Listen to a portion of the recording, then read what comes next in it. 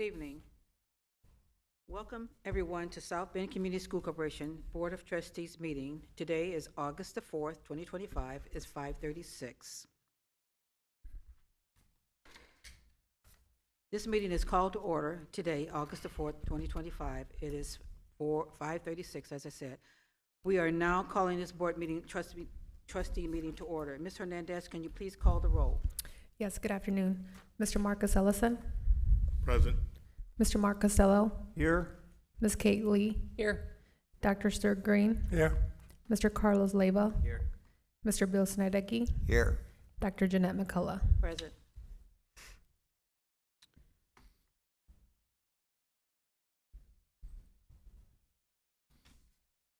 It is recommended that the School Board of Trustees adopt the agenda. May I have a motion to adopt the agenda? So moved. Can I have a second, please? Second. It's moved by Dr. Green, second by Mr. Costello. Ms. Hernandez, can you please call the roll? Mr. Ellison, Aye. Mr. Costello, Aye. Ms. Lee. Aye. Dr. Green, Aye. Mr. Leyva, Aye. Mr. Snedecke, Aye. Dr. McCullough. Aye. The vote to adopt the agenda passes unanimously. 7 votes. The next item on the agenda is the superintendent recognitions and announcements. Superintendent Eid. Good evening, Dr. McCullough, board members, members of the public. We have 4 announcements. We're starting with summer graduation. Summer school graduation will be this Thursday, August 7th at 6 p.m. at John Adams High School. Tomorrow evening at the South Bend Police Department, there will be a national night out against crime. And the South Bend schools will have a table in hopes to attract students, etc. On Saturday, August 9th, there is a 3rd annual Ready, Set School at La Casa de Amistad, and that will be from 12 to 3. South Bend schools will also have a table there in hopes to enroll more students. And our annual Back to School Bash will be on Saturday, August the 16th at 10 a.m. or from 10 a.m. to 2 p.m. at the Four Winds Field at Kovaleski Stadium. These are all the announcements. Thank you. Thank you. May I ask a question? Yes, Do sir. we have, recruitment or anything from the fire or police department in our schools at all? We do have, through our CTE program, we have a fire pathway where the students go to the firehouse down on South Michigan. They take classes, and they start with 3 hours their junior year and 3 hours their senior year per semester. So that's a 12-credit hour pathway. At the end, they can join the fire department. We also have criminal justice where they go on patrol with, police officers. They learn investigative methods, etc. So we do have that, yes, sir. Thank you. Thank you. We now have the opportunity to hear from visitors under action items 9.01, 9.02, 9.03, 9.04, 5, 9.06, 7, 8, 9.09, 10, and 9.11. At regular meetings, the public is invited to address the board for 3 minutes regarding action agenda items. Visitors wishing to address the board on action agenda items must sign the registration sheet prior to the meeting and state the action agenda item which they will address. Individuals will only speak once during this session of the agenda. Speakers shall properly identify themselves after they approach the podium by stating their name and address for the record. Personnel issues are not to be addressed during open sessions of the school board. The board president may interrupt, warn, or terminate a person's statement if the statement becomes personally directed, abusive, or obscene. Secretary Leva, has anyone signed up to speak? Yes, 9.01, we have John Pashesky.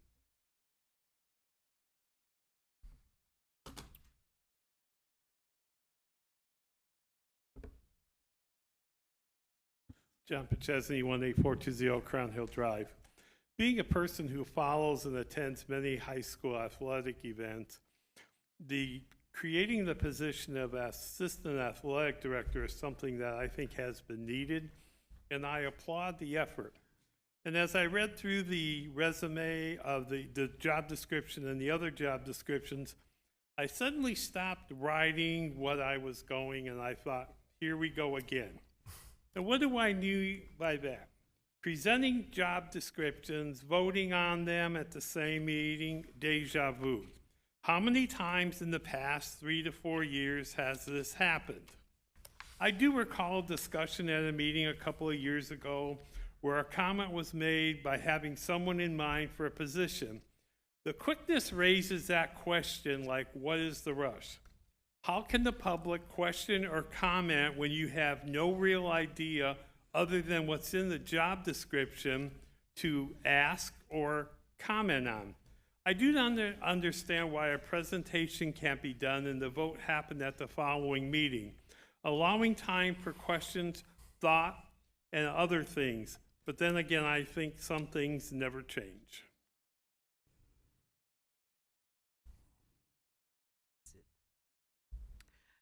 So let me be clear. Your question was regarding 9.01, the job description for the non-certified student services? Is that what you were questioning? Okay. So, Mrs. Lee, can you please give a quick explanation on what that is? Because I think that it's important that the public knows what that is. Absolutely, President McCullough. Are we speaking of the job for the athletic director, or are we speaking of non-certified the? supervisor, student services? Is that the one that you were questioning? Well, basically, I guess all three that really I stopped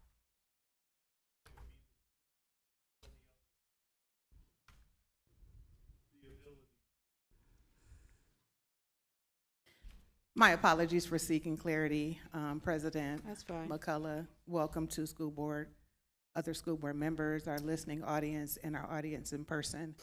The second job description that is being referenced is a current employee that their job description changed, and in the student management department. And what that job does is continue to support our students and families in South Bend schools and helping to elevate, again, extending the engagement between home and school. And that is a Title I funded, I believe, I don't want to speak out of turn, I'm sorry, that is a general fund position. That position did rest in, it was an open position, but it was simply retitled. Okay, I appreciate that. I think the board knows what we're voting on, and I think it was important for the public to know what we're voting on. Absolutely, yes, and I do ma'am. think And that again, is that is a needed. direct service between the schools and home. I appreciate it. Thank you so much for the Yes. clarification. Yes, ma'am. Is anyone else trying to speak? Okay.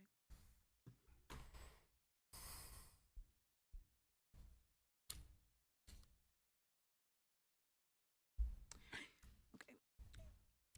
We now have the opportunity to hear from visitors on other items. At regular meetings, the public is invited to address the board for 3 minutes regarding items not posted on the agenda. Individuals may only speak once during this section of the agenda.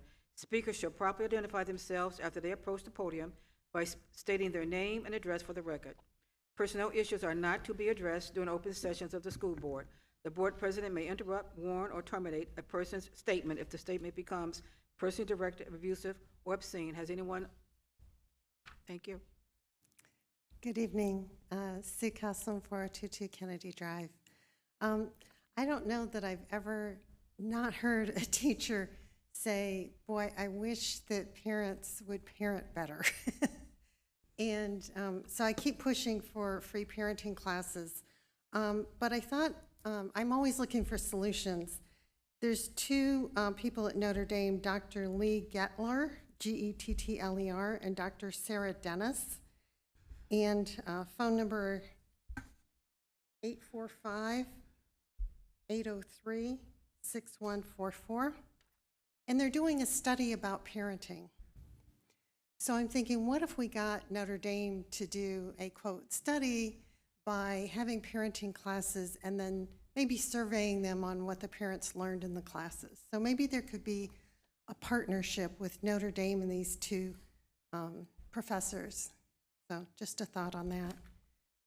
While I was at the library meeting, library board meeting, I again suggested that they reenact having grant writing classes, not just for the school, but for all the nonprofits, because funding has been cut so much. They had excellent grant writing classes. I hope they'll hold them again. And I'd like to see that partnership with the schools, because I think you guys probably need to bring in some more money. Previously, I had sent you guys a thing about visiting Hobart schools. They're using the Khan AI system. It's amazing. I sent you videos of how they profiled it on 60 Minutes. I think it would be wonderful for all of you to go see that and see AI used in a really beneficial way. It helps the student, and then it reports back to the teacher where that student's having issues. So it's really a neat program. And the fourth issue I wanted to bring up, I never heard back from the schools or the city about the sidewalks, cars going on the sidewalks at John Marshall School. That the city did not move the lines, the lane lines over, or put no parking on the one side. No response on the sidewalks being replaced. And the school has not put posts along the sidewalk 30 so that seconds. cars can't pull up. I've been pushing this issue for 4 years now. So I really just don't want to hear thoughts and prayers when some kid at John Marshall gets run over by a car. To me, it's a safety issue, and I even approached you. So thank you very much. Anyone else wishing to speak? If I may answer, Sure. just quickly, I believe Joe Summers is reaching out to the city about that. We have 2 schools where we need to do sidewalks and or shift traffic, and the other one being Jackson School. We are working with the city. Excellent. I'm glad to Thank hear that. Thank you so much. And by the way, the grass is green because there was a lot of rain this year. We don't use chemicals. I thought I saw the guy out putting the chemicals on it when I drove by. That's why I said something. Okay. All right. Thank you so much.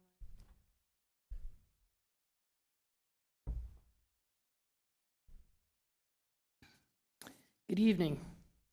My name's Ann Vole. I'm president of Sibley Machine, located on 206 East Tut Street here in South Bend. The company was founded in 1874 and spent over 100 years manufacturing patented drill presses. Today, we've reimagined the space as a hub for maker activities in a continuing tradition of hosting high school and college interns to explore careers in engineering and manufacturing. For the past 11 years, we've taken a creative approach to which is often called the experiential classroom. Through project-based hands-on learning, students are introduced to the engineering process, starting with observation to identify a problem and working toward a solution, whether it's fixing an inefficiency or designing a better system. I'm here tonight to do something rare. For 3 minutes before you, the board, I would like to thank you. Thank you for giving your students the opportunity to experience what it might be like to become an engineer. Over the last 3 years, 3 weeks, 1 week of prep and 2 weeks of workshops, your students fully engaged, and they've prepared their own thank you, and I wanted to add my own.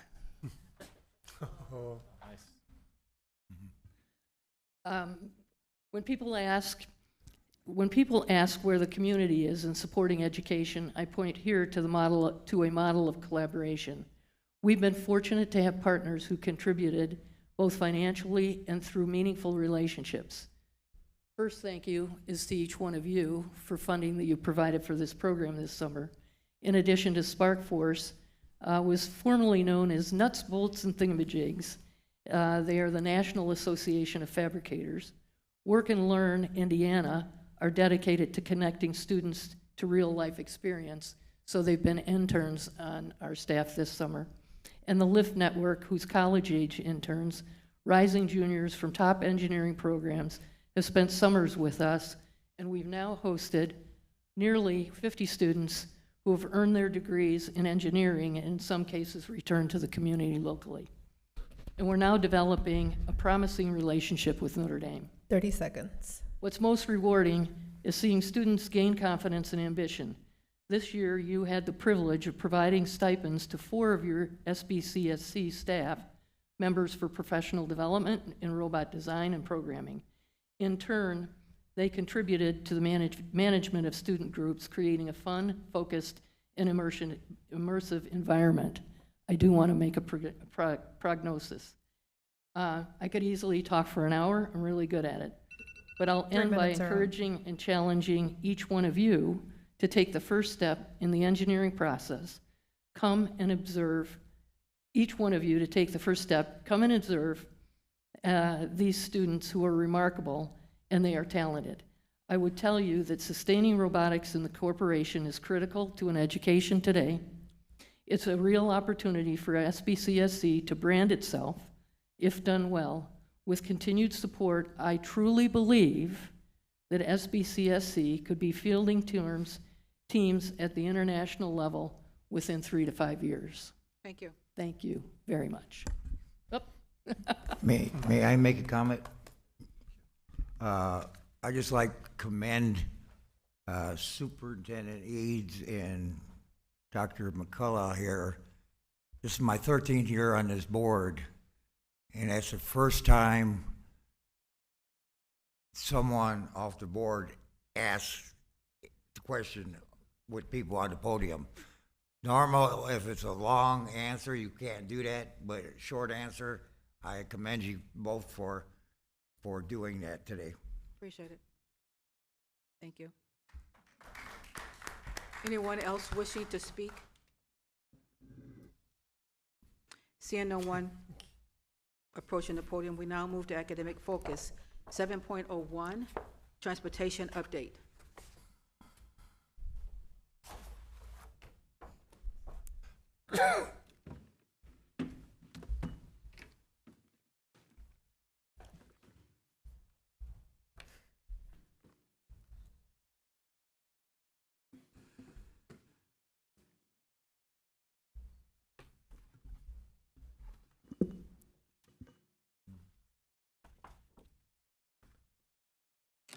Good evening, board members and attendees for tonight's board meeting. This is Arnav Tamit, Chief Financial Officer, South Bend Schools, and with me I have Mr. Robert Durham, Interim Director of Transportation for SBCSC. We will be providing an update on our transportation services. We will discuss the potential issues that we are facing and also some solutions, some measures that we have taken, and some measures that we are recommending we take to improve our services for the 26-27 school year. As I am a finance person, I will start with some numbers. So this is a table for the last 5 years. It has the enrollment numbers, also the actual transportation expenditure that we paid, but more importantly, the average spend per student, which is the most important measure here. So we can see that in 2021, it was below $1,000 per student. But after that, even though our enrollment declined, the average cost per student increased. But from 24-25, it is decreasing again. Now, in order to explain the phenomenon here, I believe, there are 2 potential reasons. Number 1 is definitely economies of scale. When you have more students, you will have lower average per spend, right? So that is what happened. As our enrollment is declining, our average spend per student will increase inevitably. That is one case. Also, the empowerment zone happened. We all know that the empowerment zone had their own autonomy to operate their transportation, and that was very expensive. Now that we do not have the transportation, it has been going back to the pre-zone normals, and through more operational efficiency drives, I believe, we can lower it down a little more without compromising the transportation services that our kids deserve. So I just wanted to share the costs, the average expense per student, and everything else here. Long story short, in 24-25 school year, it cost us approximately $14.5 million to operate our transportation services, and it was approximately $1,100 per student if we do a very simple analysis here. Now a little breakdown of that $14.5 million. What constitutes the $14.5 million expenditure? And definitely, just like our whole district as a whole, around 63% of the expenditure is salary and benefits. And that involves a lot of employees, including 106 bus drivers, 45 bus paraprofessionals, which will increase to 70 because few months ago, the board approved an additional 25 bus paraprofessional positions, much needed. So I believe it will improve and increase going forward. We have 10 routers, dispatchers, 9 administrators and support staff, including Mr. Durham and the other administrators. We have 8 bus mechanics and 1 foreman, and we have around 5 call center agents. So that is approximately $9 million out of that 14.5, 63%. On top of that, the second highest area of expenditure is contracted drivers. We never had enough corporation bus drivers on our own, so we had to contract it out, and currently we have 16 contracted drivers, costing us approximately $1.6 million.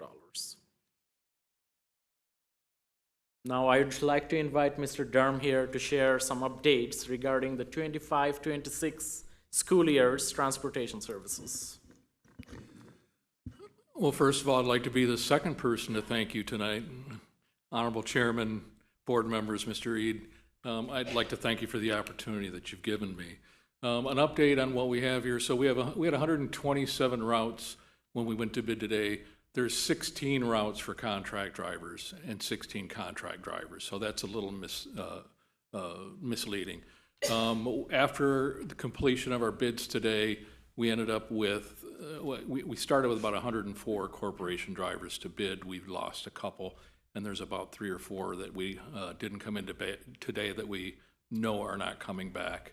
But at the end of the day, we had 18 routes that were open after bids, and we have 2 drivers coming in tomorrow that are going to pick up routes. So in effect, we'll have 16 unfilled routes after our bidding process. So the routers will begin the process of starting to dissolve some of those routes, combining routes to make sure that we have enough drivers to start the school for the number of routes that we have. Thank you, Mr. Durham. I will invite you again towards the end of the presentation to share a few more updates there.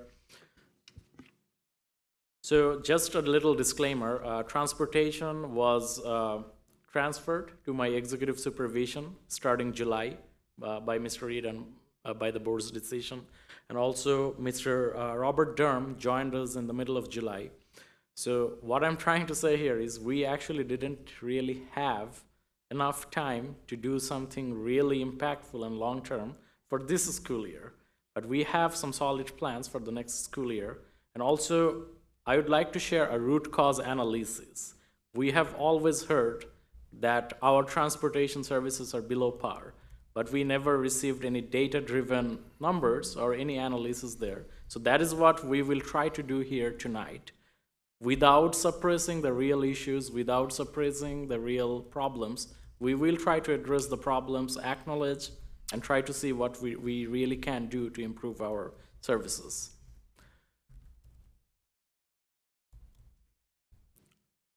So a team of SBCSC employees recently interviewed multiple parents, a good sample size of parents who left our district. And they were asked about the reasons why they left our district. And our preliminary findings suggest that the #1 reason was transportation. Now, if we do a problem analysis, our core problem is, as you can see in the slides, students leave because of below par transportation services. That is the core problem. But we really need to dive deeper and see what are the little problems here and there which stem from this big problem, or in other words, which cause this big problem, right? So we have done that part, and I would also like to thank our previous transportation director, Mr. Michael Nolan, who has worked for us in a very short stint of 2 weeks to do an independent analysis of the transportation issues, and he also came up with some recommendations, which we have incorporated in our presentation here, along with our own findings and our recommendations. So what causes below par transportation services? We have route design issues that is often inefficient. We also have coordination issues between schools and the routers. We often receive last-minute requests from the schools, and that leads us to change our routes, which is an inefficient process. Our bus driver retention rate is low. It means that often bus drivers do not return, so we have to hire more bus drivers, but we can't because of lower pay. There is insufficient training. We have attendance issues from bus drivers. There are performance issues, and in general, there is lack of motivation there. We have found evidence of that. There is dissatisfaction about the pay. We have insufficient bus drivers, as I mentioned, and as you can see and hear from Mr. Durham, there are approximately 127 routes, but we only have 106 bus drivers. So a lot of routes will have to be dissolved, and that will make some routes longer. That leads to more inefficiency there. So there is definitely insufficient number of bus drivers. Retention problem for trainee programs. We have bus driver trainee programs, but often those trainees do not join us as full-time drivers. They join somewhere else. We have some repair problem. Bus drivers has expressed their dissatisfaction and frustrations about our management.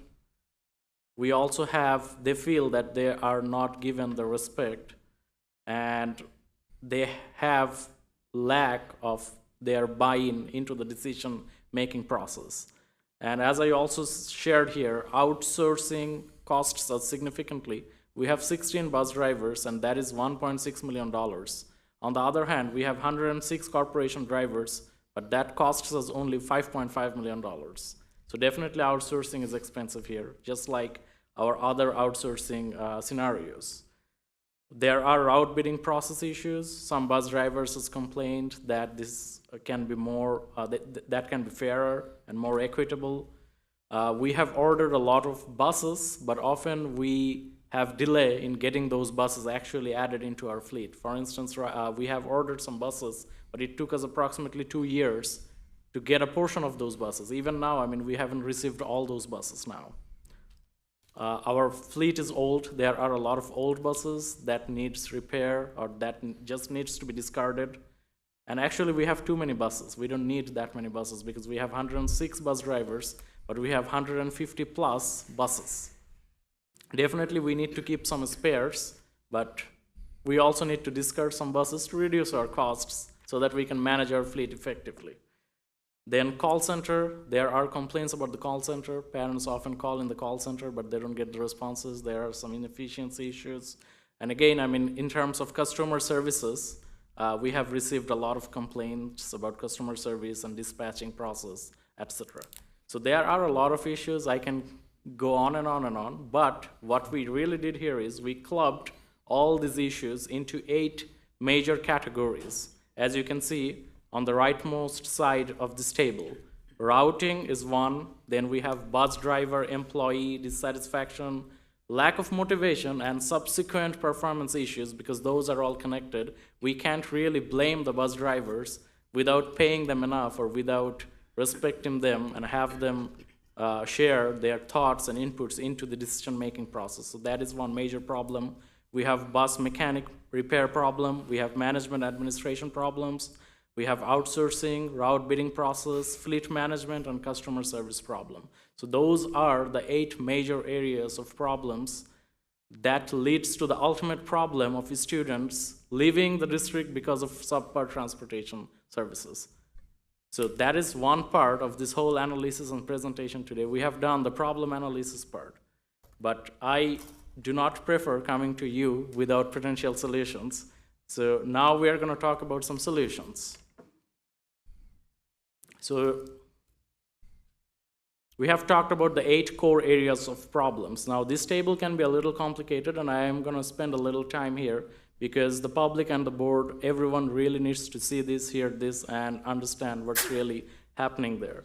Now, as I have mentioned, Mr. Durham and I, we just joined in our respective transportation roles in July or late July, so we really didn't have much time to do something very impactful, but we did something. We made some steps, we took some measures with Mr. Reed, and also with the support of the board. So I just want to summarize and also share what we are planning to do targeting the next school year, 26-27. So routing, Dr. Bo Yan from our accountability and data department has worked directly with the routers to do a data-driven routing for this school year in order to reduce the efficiency as much as he could.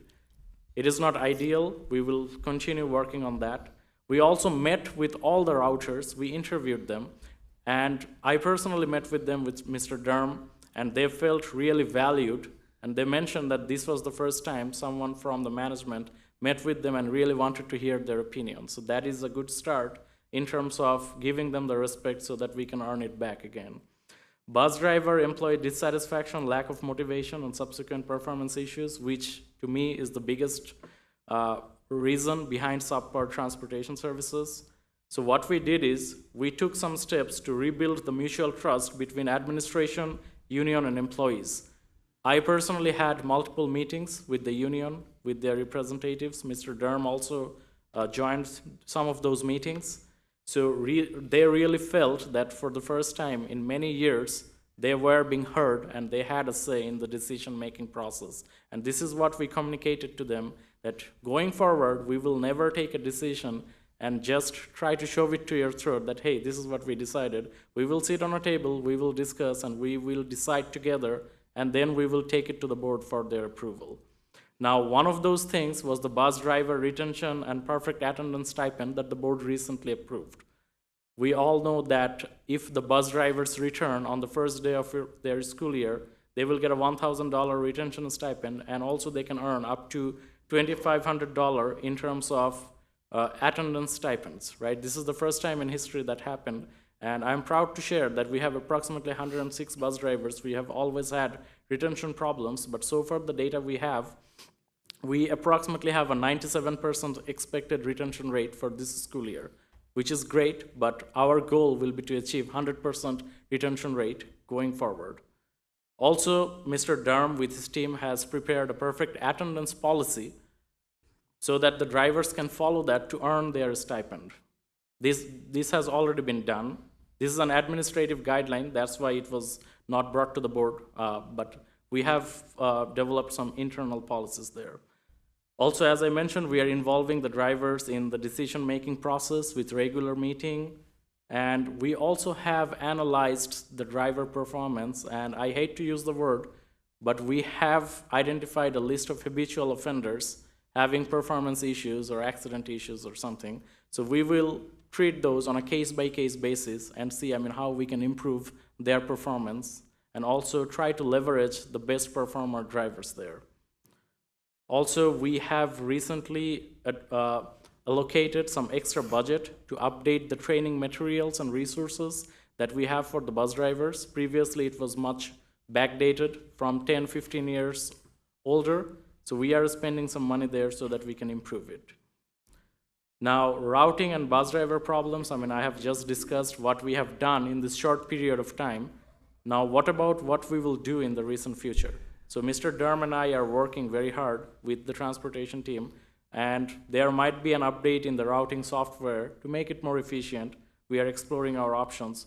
We will also work with our school to optimize the coordination so that there are fewer last-minute changes or requests in the routing process there.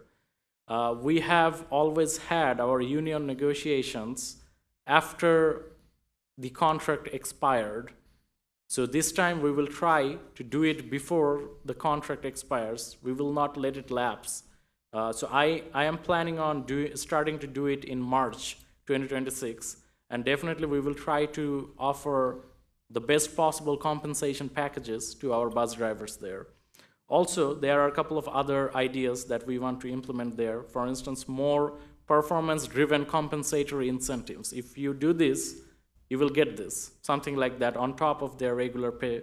We will also try to assign mentor drivers who are our best performers, the most senior drivers, to those habitual offenders so that they can personally train, motivate, and boost their performances. And there will definitely be some compensation for that as well. So we will try to instill as many as we can performance-driven measures there to incentivize good performance. So, but for that, we will have to wait for the union negotiation, and that is why I want to start that a little earlier than usual. We want to invest more on our driver and bus personnel training. They really need to be trained on student management and the customer service orientation so that we can provide the best services to them. We also had meetings with the mechanic group, their foremen, and we heard about their grievances, what the problems are, and we have allocated one extra mechanic so that, the load can be managed in a better way. Also, we will try to discard a lot of our old buses to reduce our fleet to a more manageable level and also to reduce our operational costs there. And going forward, we will definitely hire and train that new mechanic that we recently allocated. We will try to manage our fleet more effectively to avoid maintenance issues, to reduce costs. Also, we will try to initiate performance reviews for our mechanics based on actual number of repairs or diagnoses that they do. So it's all again going back to KPI-driven performance incentive programs there. Management administration, as I mentioned, I had the feeling from the bus drivers, I have heard that from many bus drivers, that, hey, we do not get the respect, we are not often heard. So that is why we are constantly working with the bus drivers. We are having periodic meetings, we have conducted surveys, and they will be involved more into the decision-making process, including perhaps quarterly meeting or periodic meetings so that we can hear from them on a regular basis. We will also do a comprehensive review of all the transportation administrative positions within the district and see, if we can really evaluate their performance and take some measures from there, because we really need to strive more on our administrative capacity and efficiency there. Outsourcing, all of you know that whenever there is a chance to end outsourcing and try to achieve for further operational and financial efficiency, I always go for that. And we have formulated some kind of a strategy so that we can build our internal capacity and again end or reduce our reliance on contracted drivers. So possibly, I'm not promising anything, possibly we can perhaps try to invite those contracted drivers to join our ranks, and that can be a win-win situation. They take home more money, and at the same time, we pay more money. Sorry, we pay less money. So it can be a win-win situation. We are exploring that option. Just like SSC, that can be a very good option to reduce some costs there. Route bidding process, we have learned some lesson from this year, as Mr. Durham just mentioned. We just finished our bidding process, and we just took on our role, so it was very hard for Mr. Durham to achieve everything in time, but he did anyway. So we will learn lessons from here to achieve better efficiency next year. We will try to give priority to our own corporation bus drivers first. After that, if there is any route unpicked, only then we will provide those to the contract driver or outside contractors. That will ensure equitability and fairness in the route bidding process going forward.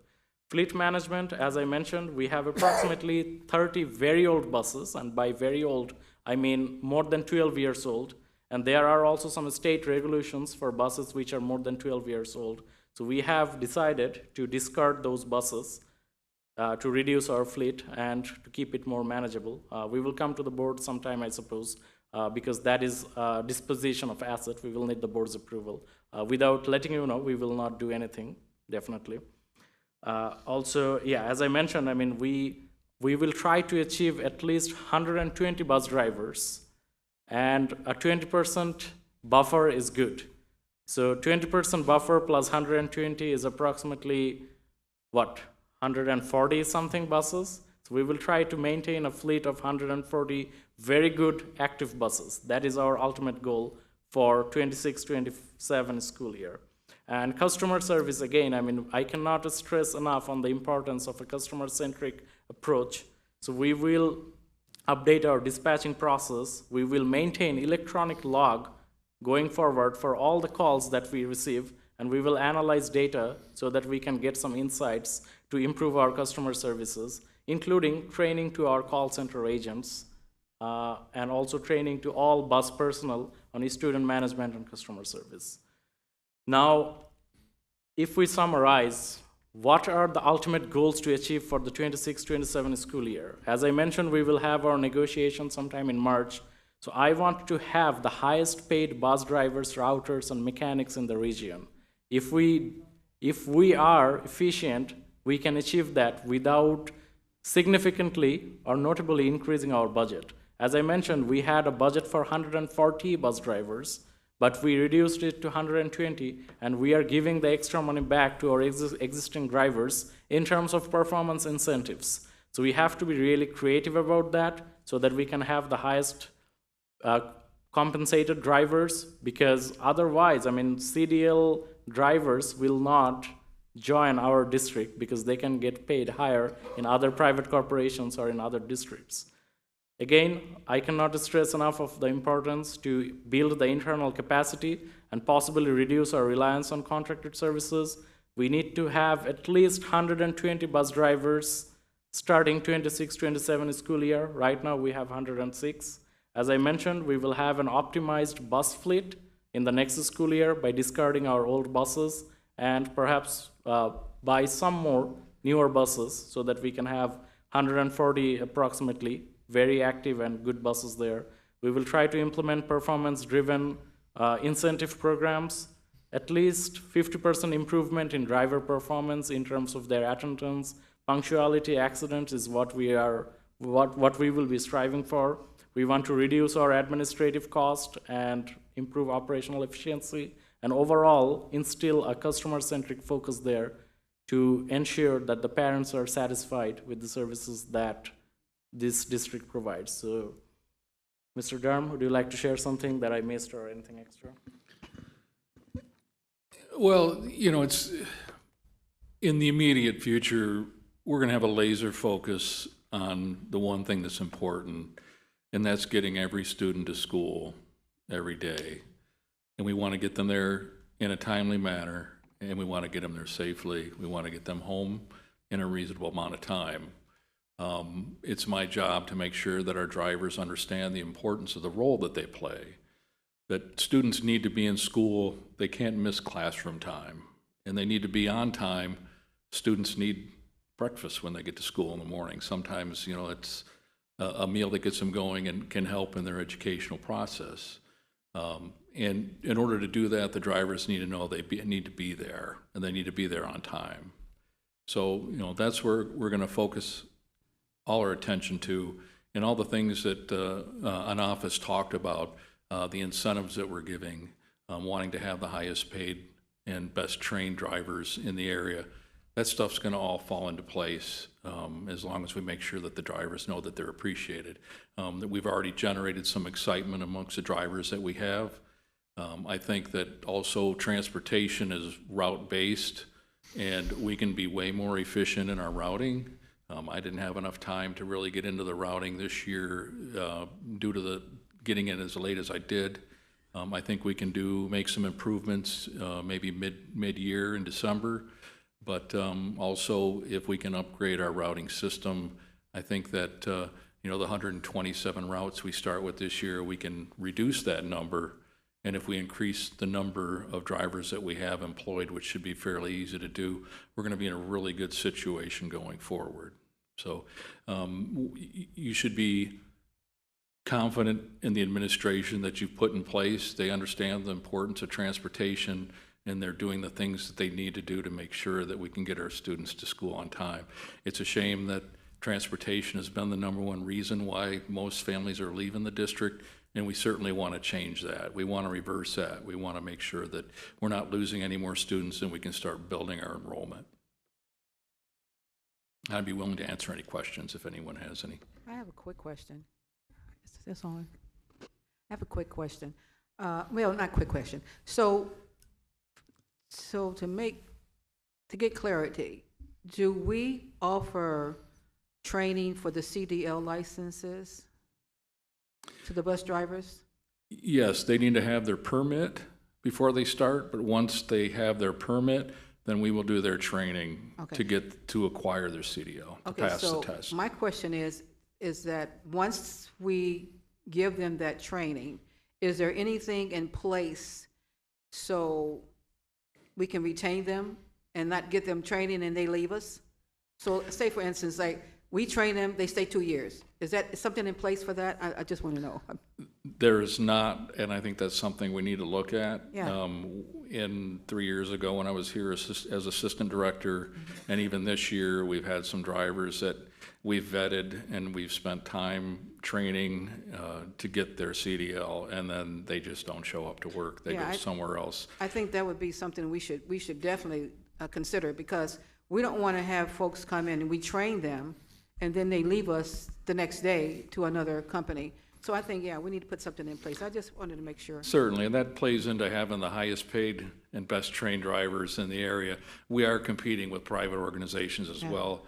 And if drivers can get training from us for free and go somewhere else and make more money, a lot of them will do that. So if we can ensure that they stay with us, but a lot of that is maybe increasing the pay rate a little bit and offering some incentives that make it more attractive to be a driver for us as well. I appreciate it. Thank you. I think that's a good idea. We used to have that when they signed a contract. I think it was either 1 or 2 years they had to stay after they got their CDL. If not, they'd have to pay a certain amount. And I heard that's what was happening this last year, is they get their CDL and a week or so they're gone. And so we need to stop that. Yeah. And but the feedback I've been getting, the morale is up in transportation. And I like the idea you guys are bringing the drivers and all the workers getting different ideas, and that's what I want through the whole corporation. I want the principals talking to the teachers, and the teachers talking to their paraprofessionals, and even, teachers could talk to the kids. You never know, these kids could have pop a bubble in your head to maybe give you another idea. Kids aren't dumb, but before you guys leave the stand, I would like to have, I call that book you see there sitting at the end, I call that our Bible. It's our policy book, but I call it our Bible. I would like both of you to put your hand on it and say, every kid, first day of school, the bus will be on time and get our kids there safely. Thank you. Well, Dr. Green? I'd be foolish to guarantee that, but I can tell you this, that if we don't have enough drivers, I'll be in a bus myself. So it's going to be all hands on deck, and we're certainly, today was the first test in the bidding process to see how many people we had come back to bid. The next test will be the first day of school to make sure we get everybody coming back. Our $1,000 bonus, we're not going to pay it out in the first paycheck.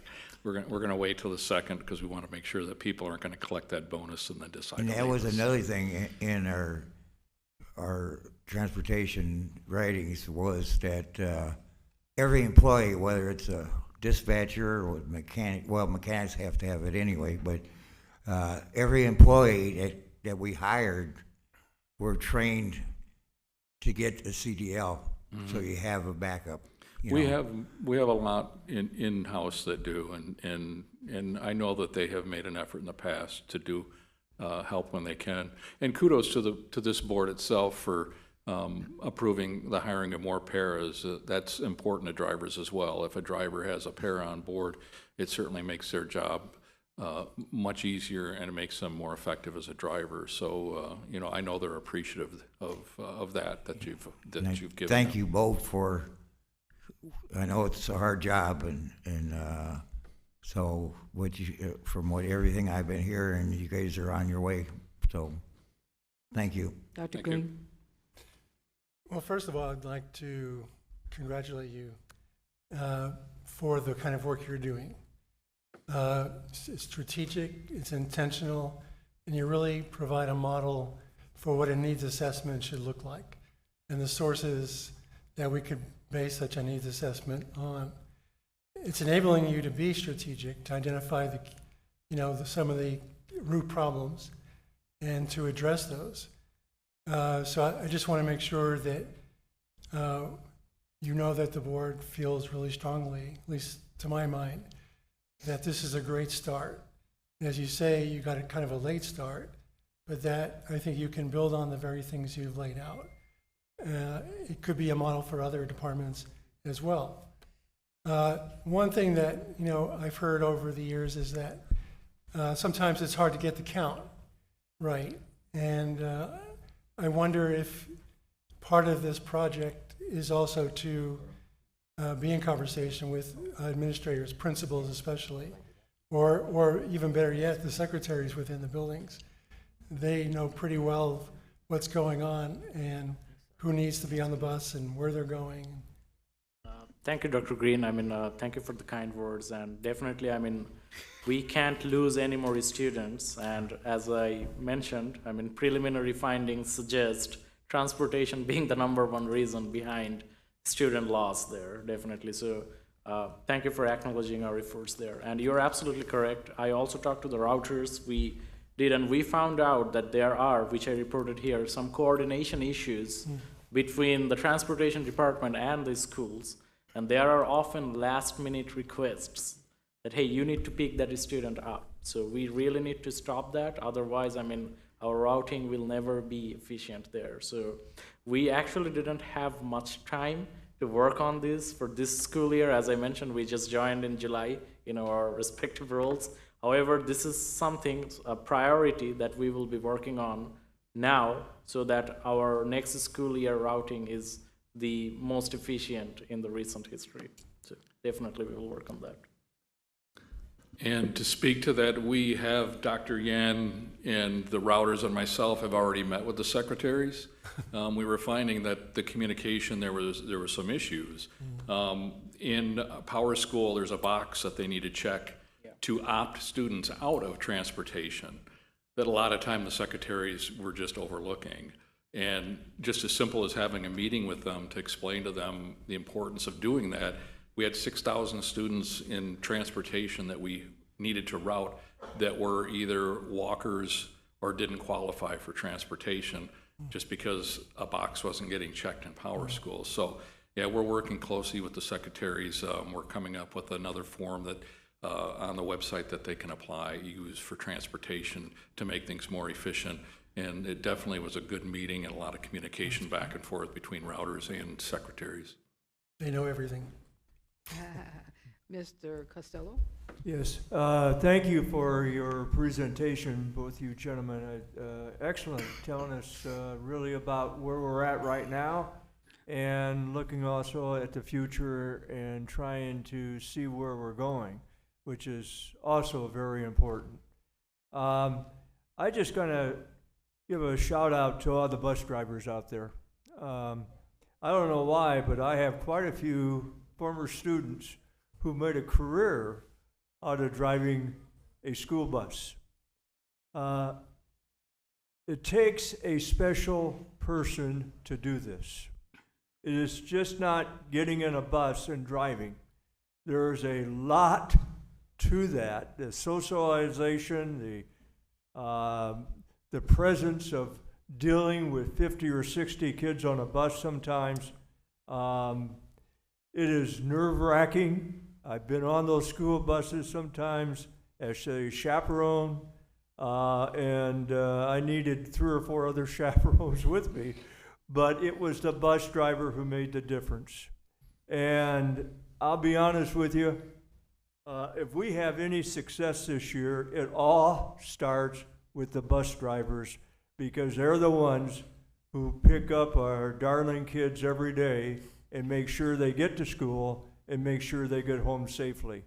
And so I thank all the school bus drivers for this. I just have one question to follow up on that. Are you still looking for school bus drivers, or do you have enough, or what? Mr. Costello, we do not have enough. We have right now 106 bus drivers, but we need at least 120. So we definitely need more drivers. Okay, so anybody listening in tonight, if you have any desire at all to be a part of this new and exciting transportation that we have for South Bend, please make your presence known, and hopefully we get these people in there to assist and help us. And God bless all of them. Thank you. Any questions? Ms. Lee? So a quick question on I was looking at the expenditure, so the budget, what's contracted services? I see contracted drivers, but what's the contracted services? There's not a little explanation bubble with that one. Thank you, Ms. Lee.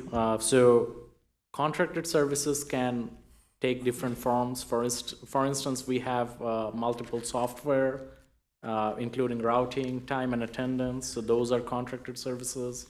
Also, it is for 24-25 school year, right? So we have First Student that also served some of our transportation needs. So those costs are also included there on top of our contracted drivers.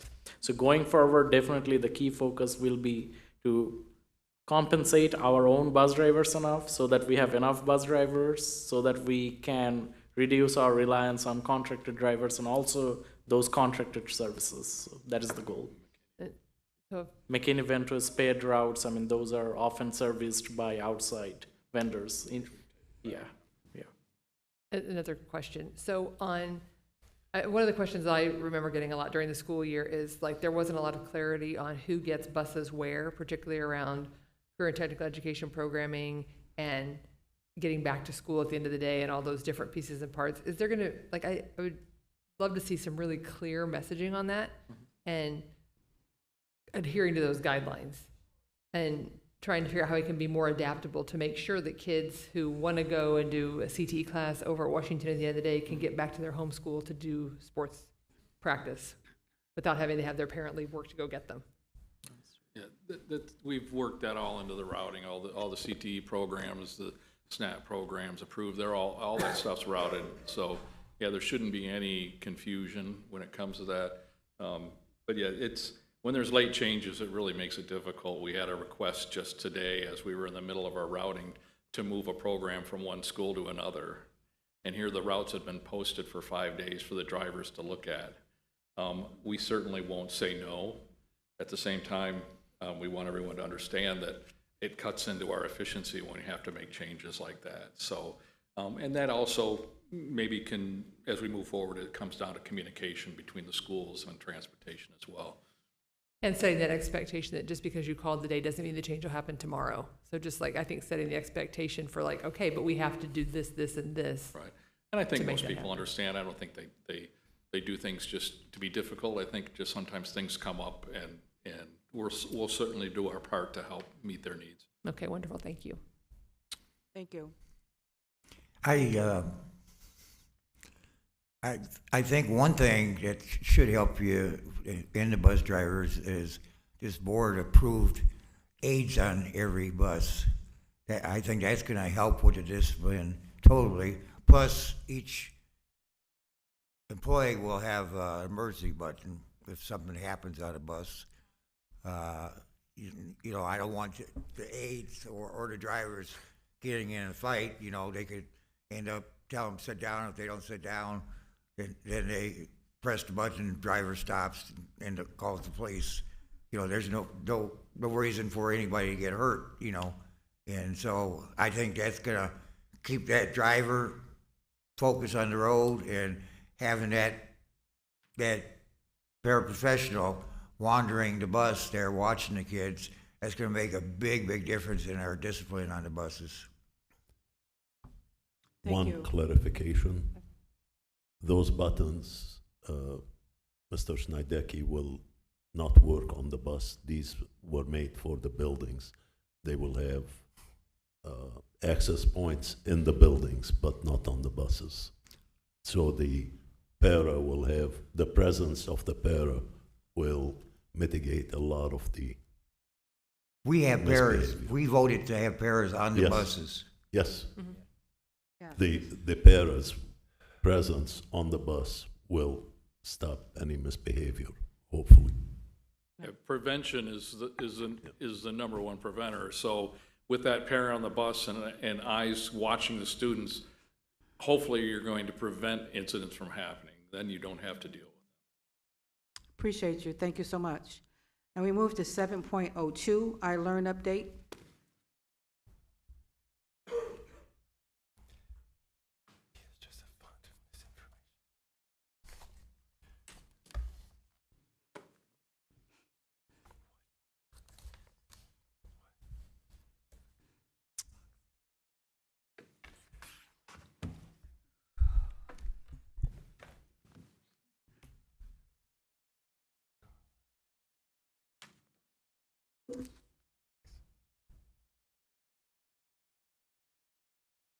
You know, I got a cold with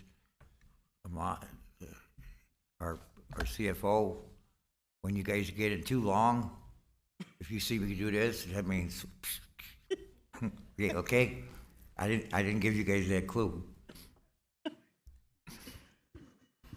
I don't think you need to worry about that. Good afternoon again, President McCullough, Vice President Snidecki, board members, and virtual and in-person attendees. Today, we would like to just share, as you know, in July, our 2024-25 iLearn results were released from the IDOE. And given that that has been a release, we just wanted to come before you today to focus on iLearn, just to share the result, but then also share that there would be a more detailed presentation around a comprehensive look at our data as we look at iRead, iLearn, graduation,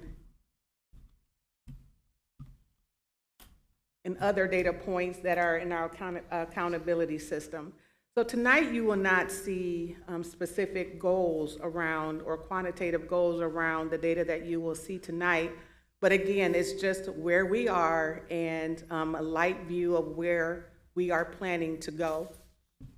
So on the screen, you will notice that our overall performance for grades 3 through 8, those are our tested areas, 22% of our students passed the ELA. Equally, the math results at 18%. And then students that passed both ELA and math is an overall 20% of that total testing population.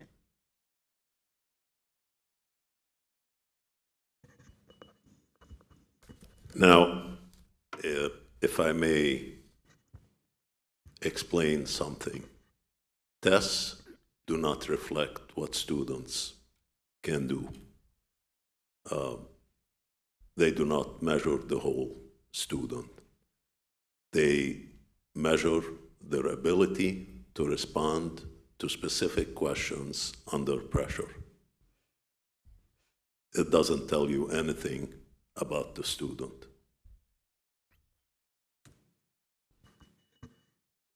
We thought we would break down the results by ethnicity. This is for the ELA, and this presentation is online for everyone to see.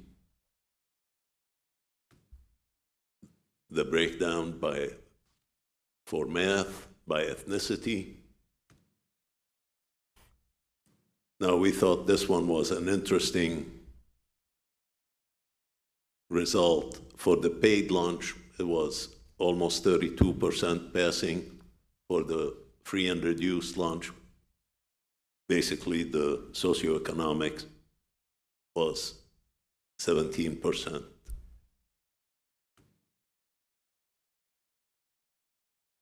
For the math, it was also, the disparity is that big, between 28 and 13%, or almost 14, 13.7. Special education students, for English language, almost 25%. For the general population, for the special education, almost 11%. For the special education for math, 20%, 10.5 or 11 for special education. English language learners, 24% for the general population, 8% for the English language learners. And for the math, for ELLs was 20% non-ELL, 8.5 for the ELL. So what does this tell us? So thank you, Superintendent Eid. So what is the plan for South Bend Schools as we look to change and improve the student outcome? First of all, that we know that we have to build strong capacity for our early learners.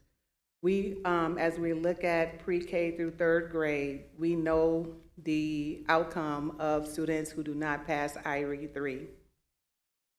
So when we speak to tightening behavior, first of all, we are going to clearly accept where we are.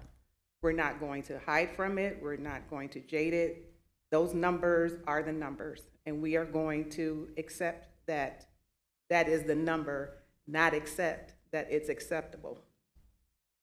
We are going to strengthen community partnerships. As you already know, we have various community partners that work with our students and our teachers during and after the school day. We are going to expand those partnerships.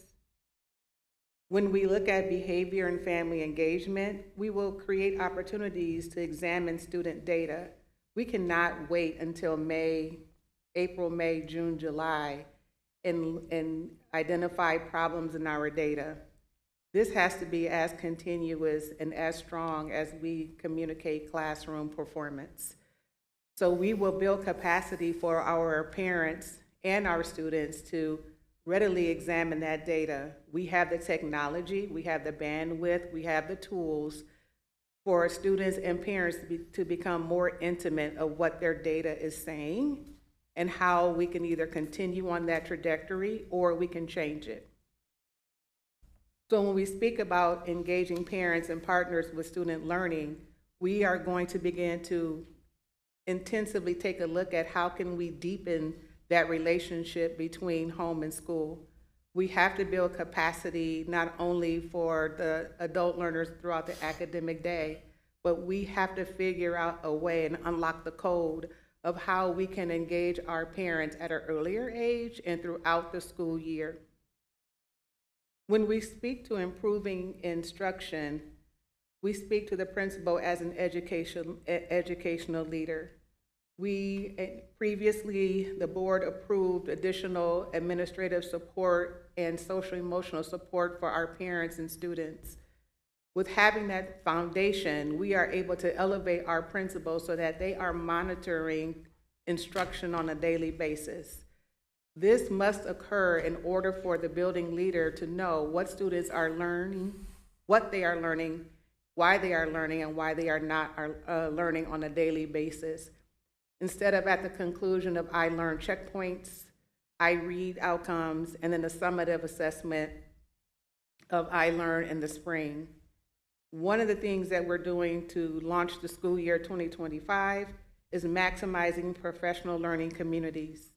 Our principals, assistant principals, have already engaged in 2 weeks of professional learning around Tier 1 instruction and how we differentiate instruction not only for themselves, but also for all the learners in the community. We launched a heavy and rigorous Back to School University for our teachers that began today. Today we had over 275 teachers attend professional learning at Clay High School, and they were all so excited with how we are supporting their learning and being very intentional in differentiating their learning as well.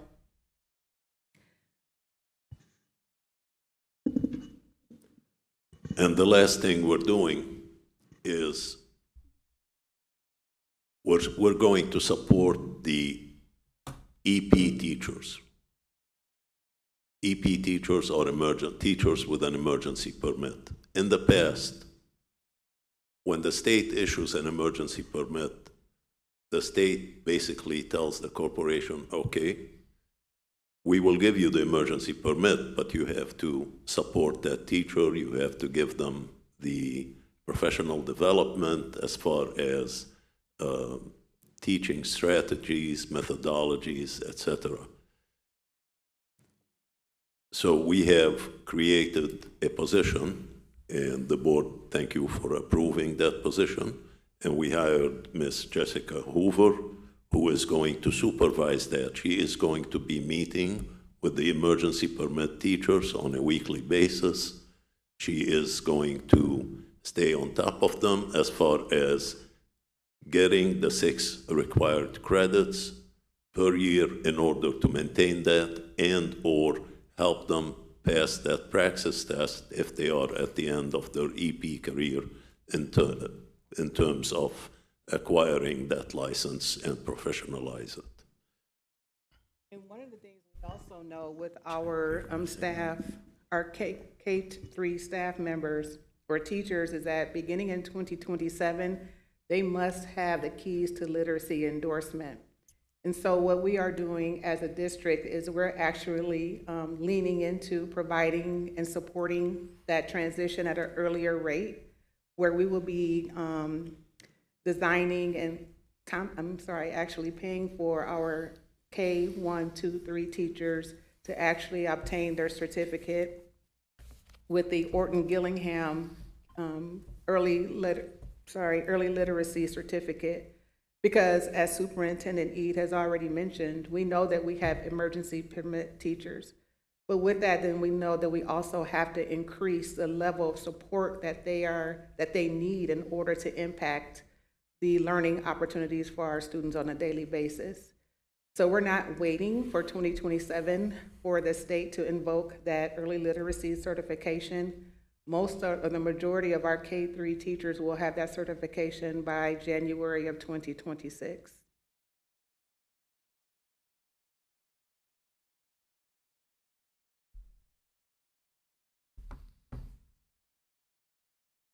I have a question.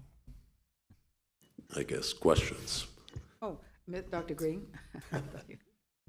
Thank you. I think it's important for us to know where we are and where we're going. I can recall a year ago, we had a presentation that showed us the number of kids who were at least a year or 2 behind in grade level reading. And of course, reading influences kids' ability to do math and science. I wonder if you would agree with my understanding of one of the root problems.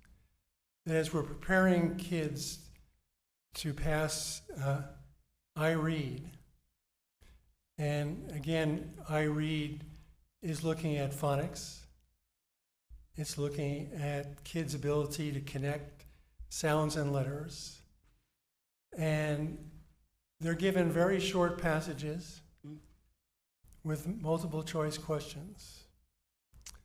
And I think I would say this was a fairly successful year, even though the scores are embargoed.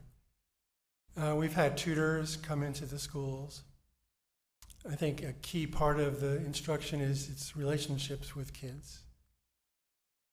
But my worry is that we're helping kids respond to multiple choice questions in very short passages, and that as kids are moving from 4th to 5th to 6th, the notion of literacy becomes increasingly more complex and complicated. Yeah.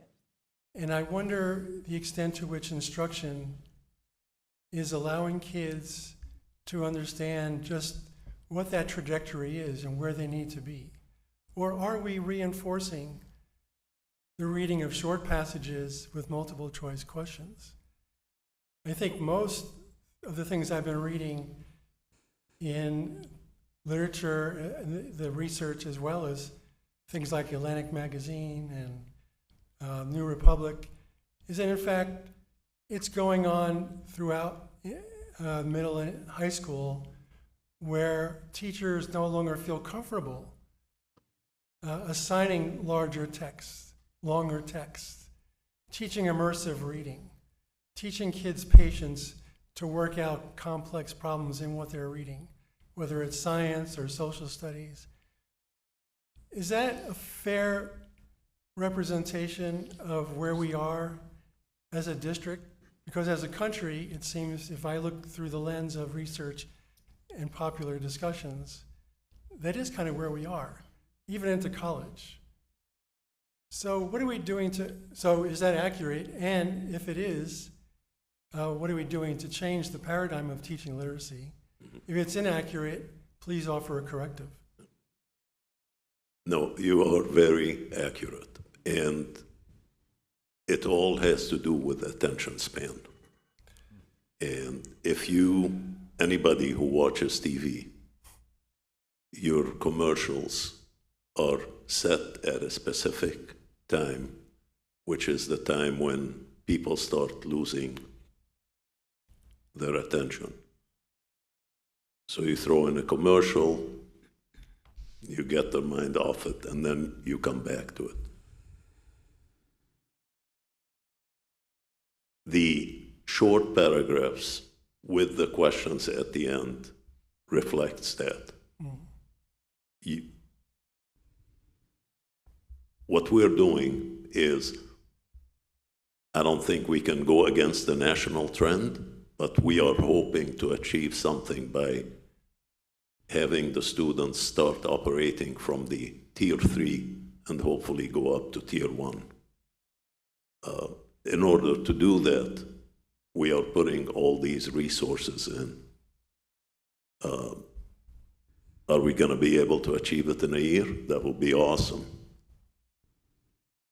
But we are also practical enough to know that it's going to take a while. But given the data that we have, we only have one way to go. Sorry. When we Ms. speak Lee. about stamina and reading for purpose, it's important for our students to understand that even as adult learners, when we enter into reading for whatever that reason might be, if I'm reading for leisure, my reading practices look like this. If I'm reading for content and learning, then my reading practices look like this. So there's picking that apart and really modeling that as a classroom teacher to say, hey, there's sometimes I read and I don't read all the words, but I can look at the context and take away for my leisure. However, if I'm reading for academics, then I know what I need to do and the strategies that I need to pull forward. So to your point, Dr. Green, it is very important that we ensure that students know the differences between the two and we build their capacity to do both. There's one follow-up. So the challenge, we've identified the challenge, I think. Mm-hmm. But a greater challenge, and a number of people have come to the podium, the NAACP has pointed this out time and again. Mm-hmm. The gap between white children and black children is disconcerting. So it might be 40% of the white children are proficient, and half that number of black children are not. And we've been talking about this gap. I know you've talked about the opportunity gap, and I think that's a way to take the emphasis off the children. To say it's an achievement gap is the way to say it's the kid. No, it's the opportunity gap. We've been grappling with this forever, not just in St. Joe County, but across the country. But we need to be, I guess I'm saying, we need to be intentional and strategic would be stating the obvious. Mm-hmm. You agree it was obvious. But where do we go from here? Well, there are some guarantees as a district that we have to ensure that we have in place. For example, we have to ensure that our students not have more than 1 year where they are not in the classroom with an uncertified teacher. And if there is district movement that is required, especially in our most critical buildings, then we need to own that and make the necessarily moves to ensure that that does not happen. When we look at how we deliver the services that we provide for our buildings who need more attention than others, then we must ensure that those needs are being met. The needs that at school A may not look like the needs at school B, but here are the reasons why, because we need to pour into these schools.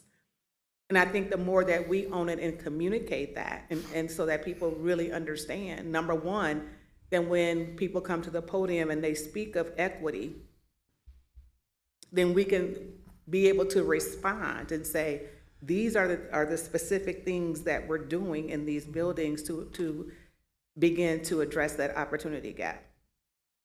But as was said earlier, when we want to own our data and accept the data, we have to really accept it and internalize it and move as a system to address those gaps or those needs for our buildings. Thank you. Any other questions? Mr. Costello? Dr. Green, I think, did an excellent job of citing in on a couple of things here. I'd just like to add this baseline that you've come up with. There are some very impressive things on there. Where did you get them from? How did you develop this baseline? Did you... Meeting with the team and throwing ideas. Okay, did you go to the teachers? Does this come from teachers, administrators? Listening to everyone. Okay. Because again, any type of improvement, academically speaking, and using data, it is excellent, but it has to come from the right sources. And they've got to be supported. The teachers in the classroom, hopefully, most of this data came from them. Because then we can turn around and assist them in this improvement that we want from students. It's very, very important that not only do we do it with words, but we do it with resources. So that hopefully we can see some things from an academic standpoint, math, reading, whatever you want to look at it, where students are improving and we know why they are improving. Then we can even focus in and do a better job of that. And then the things we're not doing well, take a look why we're not doing what we're supposed to be doing. That's the only way we can get improvement. But it all begins with that classroom teacher telling their administrator and telling central office people this is what we need in order to get the job done. If we're not listening to them, it will never get done. Thank you. Thank you. Any other questions? Thank you.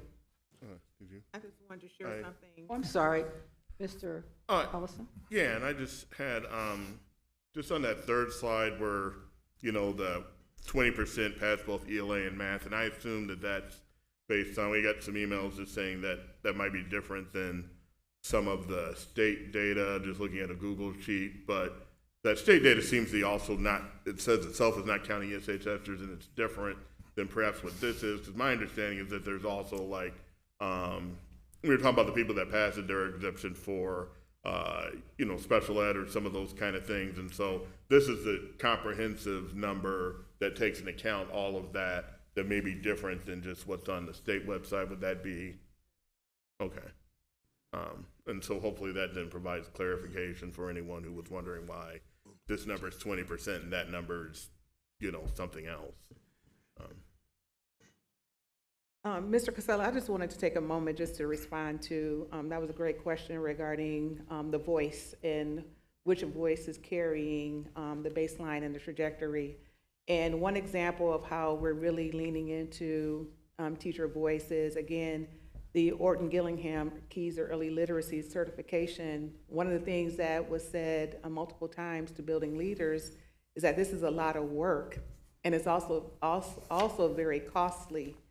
And so what we're doing is designing professional learning where teachers can have that direct support for them to complete this, but also we realigned a grant that we have for year 5, where most of that, probably 70% of that grant will go to professional learning for teachers and ensuring and covering the costs where we can.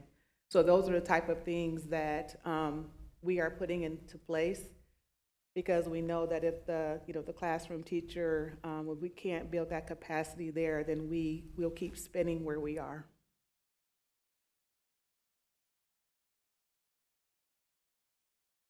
Thank you.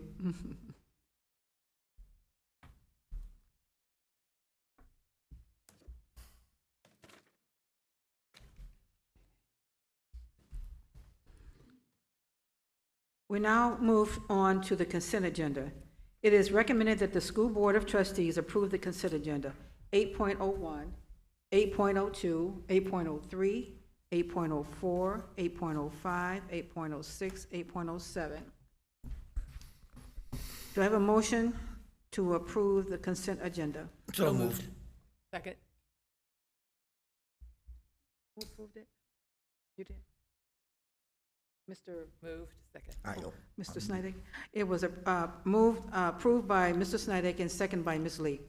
Ms. Hernandez, can you please call the roll? Mr. Ellison? Aye. Mr. Costello? Aye. Ms. Lee? Aye. Dr. Green? Aye. Mr. Leyva? Aye. Mr. Snedecki? Aye. Dr. McCullough? Aye. The vote to approve the consent agenda passes unanimously.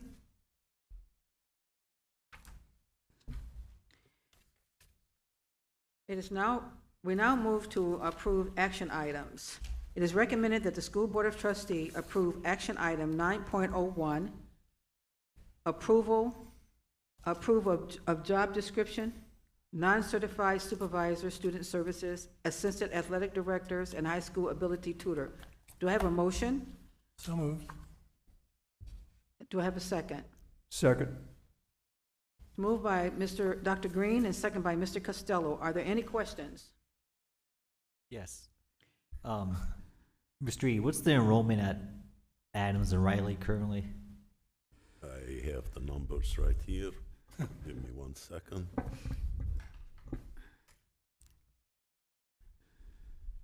At Adams, 1972, and at Riley is 1214. And we're approving assistant athletic directors at those schools? Assistant athletic directors for both those schools, yes. At Washington, it will be through an extended contract for now until the enrollment or the sports Right. get, what do you call it? About 6 or 7 of their teams at Washington do not have JV teams. All right. So once they have all filled, we will get them the support. But Sounds- we'll come to the board before Sounds we good. do that. Any other questions? Yes. Dr. Green? So I wondered about the non-certified supervisor in student services, and Ms. Lee's going to answer for that, or should I direct the question to you? I am going to call the supervisor of that that department to the podium, please. So I was really happy to see that we're going to recommit ourselves as a district to restorative justice. And when I looked at the essential duties and responsibilities and then compared it to the qualifications, I wondered what sort of person we're looking for, because I could not identify someone in the qualifications category who's actually done this work. Right, so a lot of the work has to kind of combine the work that's already been done and someone who has some level of training with those practices. Yep, and so it's not indicated there because that's kind of a fluid thing, and we have to create the opportunity for those individuals to receive that. So that's why it's important for us to be able to grow our own and provide some of those trainings as a district from individuals who are trained to provide them. So I think one of the challenges, as you know, I'm pretty familiar with some of those challenges, is getting commitment from the administration all the way down to know that restorative justice is an integral part of the ways we're thinking of socio-emotional learning, instruction, young people's well-being, teachers' well-being. I wonder if in hiring this person, what overall commitment do we have from the administration, from the superintendent down, to make sure that we're successful? Because if I might offer a perspective, over 10 years, it's really been uneven.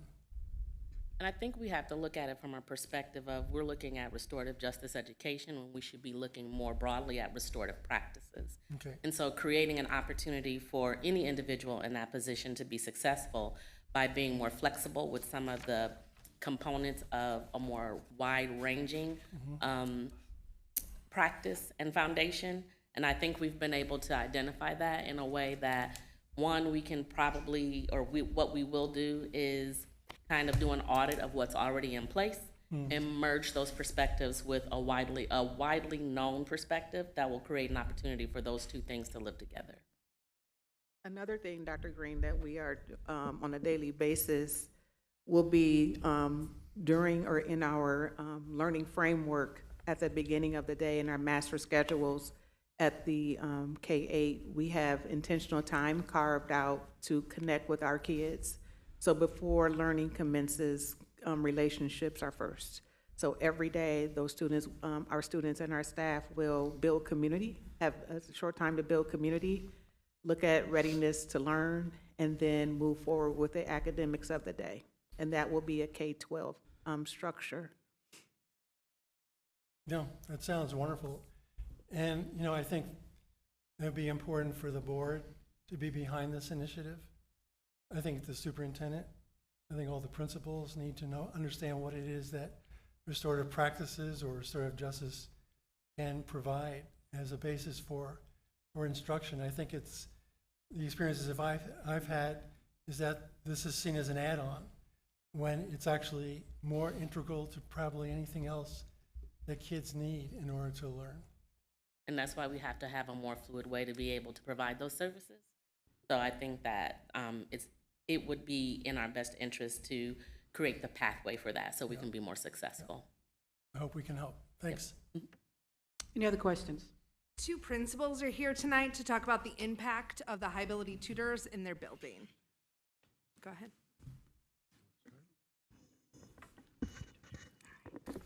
My name is Whitney Alexander, the principal at Madison STEAM Academy. So good evening, President Dr. McCullough, members of the board, Superintendent Eid, and guests. Thank you for this opportunity to speak with you tonight. At Madison STEAM Academy, we believe in meeting every student where they are, helping them grow to their fullest potential. Having a high ability tutor ensures that students who show advanced academic or creative potential are challenged, supported, and engaged in meaningful ways. In our building, the High Ability Program has supported and provided access for our students of color, providing access to advanced coursework and enrichment opportunities that students of color may not otherwise receive, helping close opportunity gaps and promote equity. They also ensure that students who need a faster pace or a deeper level of instruction are not left unchallenged, allowing them to stay engaged and continuing to progress. It also aligns with our STEAM goals, aligning naturally with our STEAM focus, encouraging innovation, critical thinking, and creativity across all content areas, including science, technology, engineering, the arts, and math. And lastly, it encourages all students to embrace challenges, persevere through struggles, and view intelligence as something that they can all grow through effort. Thank you. I'm Bill Wascom, principal at Kennedy Academy. Thank you for allowing us to speak this evening, esteemed board and board president and board members. I have similar experiences at Kennedy with our high ability tutor. I want to express my support for our high ability programs. We do have high ability students in every school in South Bend, representing all of our demographics. It's important that we have programming for all of our high ability students during the school day to be equitable in the opportunities offered. Last year, we were able to meet those needs with our high ability tutors. Our tutor at Kennedy was an awesome addition to our school, was welcomed by all of our staff, jumped right in and helped in any way she could, but her main focus was on providing quality, creative and critical thinking discussions and activities for our students. Our students loved the opportunities. They came to school looking forward to those every week. Parents gave excellent feedback regarding the tutoring program, and I've heard a lot of similar comments from many of my peers. I just wanted to share my support. Thank you. Any other questions, comments, concerns? Ms. Hernandez, can you please call the roll? Mr. Ellison? Aye. Mr. Costello? Aye. Ms. Lee? Aye. Dr. Green? Aye. Mr. Leyva? Mr. Mr. Snedecke? Leyva. Mr. Snydecke. Oh.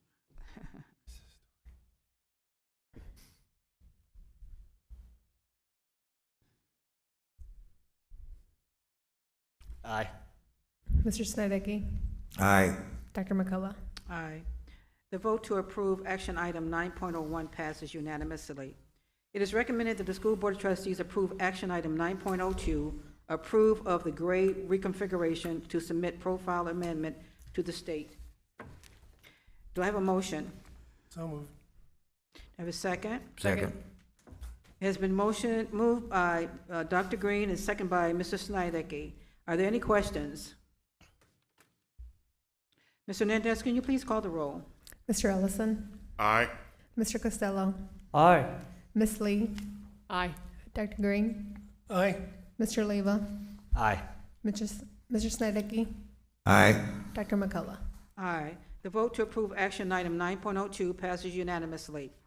Action item 9.03, it is recommended by the board to approve action item 9.03, approval of special education contracted services with Solid Blazer Works. Do I have a motion? So moved. Have a second? Yep. Second. It has been motioned by Mrs. Lee and second by Mr. Costello. Are there any questions? Mr. Hernandez, can you please call the roll? Mr. Ellison? Aye. Mr. Costello? Aye. Ms. Lee? Aye. Dr. Green? Aye. Mr. Leyva? Aye. Mr. Snedecke? Aye. Dr. McCullough? Aye. The vote to approve action item 9.03 passes unanimously. Is recommended that the School Board of Trustees approve action item 9.04, approval of special education contractor services with Stepping Stones Group. Do I have a motion? So moved. Second. Have a second? It's been motioned by Dr. Green, second by Ms. Lee. Are there any questions or concerns? Ms. Hernandez, can you please call the roll? Mr. Ellison? Aye. Mr. Costello? Aye. Ms. Lee? Aye. Dr. Green? Aye. Mr. Leyva? Aye. Mr. Snedecke? Aye. Dr. McCullough? Aye. The vote to approve action item 9.04 passes unanimously. It is recommended that the School Board Trustees approve action item 9.05, approval of special education contractor services with Tiny Eye. Do I have a motion to approve 9.05? So moved. Second. Have a second? Second. It's been motioned by Mrs. Lee and second by Dr. Green. Are there any questions? Concerns? I'm sorry. Second by Mr. Costello. Sorry. Are there any, am I right? No? Dr. Green, okay. I'm sorry, I can't hear. Sorry. Are there any questions or concerns? Mrs. Hernandez, can you please call the roll? Mr. Ellison? Aye. Mr. Costello? Aye. Ms. Lee? Aye. Dr. Green? Aye. Mr. Leba? Aye. Mr. Snedecke? Aye. Dr. McCullough? Aye. The vote to approve action item 9.05 passes unanimously. It is recommended that the school board trustees approve action item 9.06, approval of the professional service agreement for Redeye Patel. Do I have a motion? So moved. Have a second? It's been motioned by Mrs. Lee, second by Dr. Green. Are there any questions? I do have one question, and I meant to ask it on the first one, and I completely forgot. I wrote myself a note, and still couldn't remember. But on these contracted services, I understand exactly what they're for with special ed and all the different services we need to provide. Just related to budget, because there have been special ed budget challenges. How do we track these just to make sure that the spending stays, like we're in bounds, I guess? Yeah, great question. Good evening, board. My name is Joel Boehner, Assistant Director of Exceptional Learners for our South Bend schools. So when we are bringing a contract to you all, we're coming with an amount that we are expecting it to cost for the year. And so when we bring that forward, we're bringing that amount as well, and we're looking to put it into our annual budget as we go into 25-26. Thank you. And that was question was about all those, not just the one, but the same answer I figured applied to all of them. Yes, So, it does. Thank you for that. Yep. Any other questions? Mr. Nadesh, can you please call the roll? Mr. Ellison? Aye. Mr. Costello? Aye. Ms. Lee? Aye. Dr. Green? Aye. Mr. Leba? Aye. Mr. Snedecke? Aye. Dr. McCullough? Aye. The vote to approve action item 9.06 passes unanimously. It is recommended that the School Board of Trustees approve action item 9.07, approval of the Logan Community Resource Incorporated at Darden Elementary School, MOU. Do I have a motion? So moved. Have a second? Yes. Okay. Second. It has been motioned by Mrs. Lee and second by Mr. Costello. Are there any questions? Just one, if I could. Mr. President? Who's saying that? I was speaking, but I think we need to point out there's a little bit of a change up on this, right, Joel? Yes. I believe the updated documents are in front of you. Okay.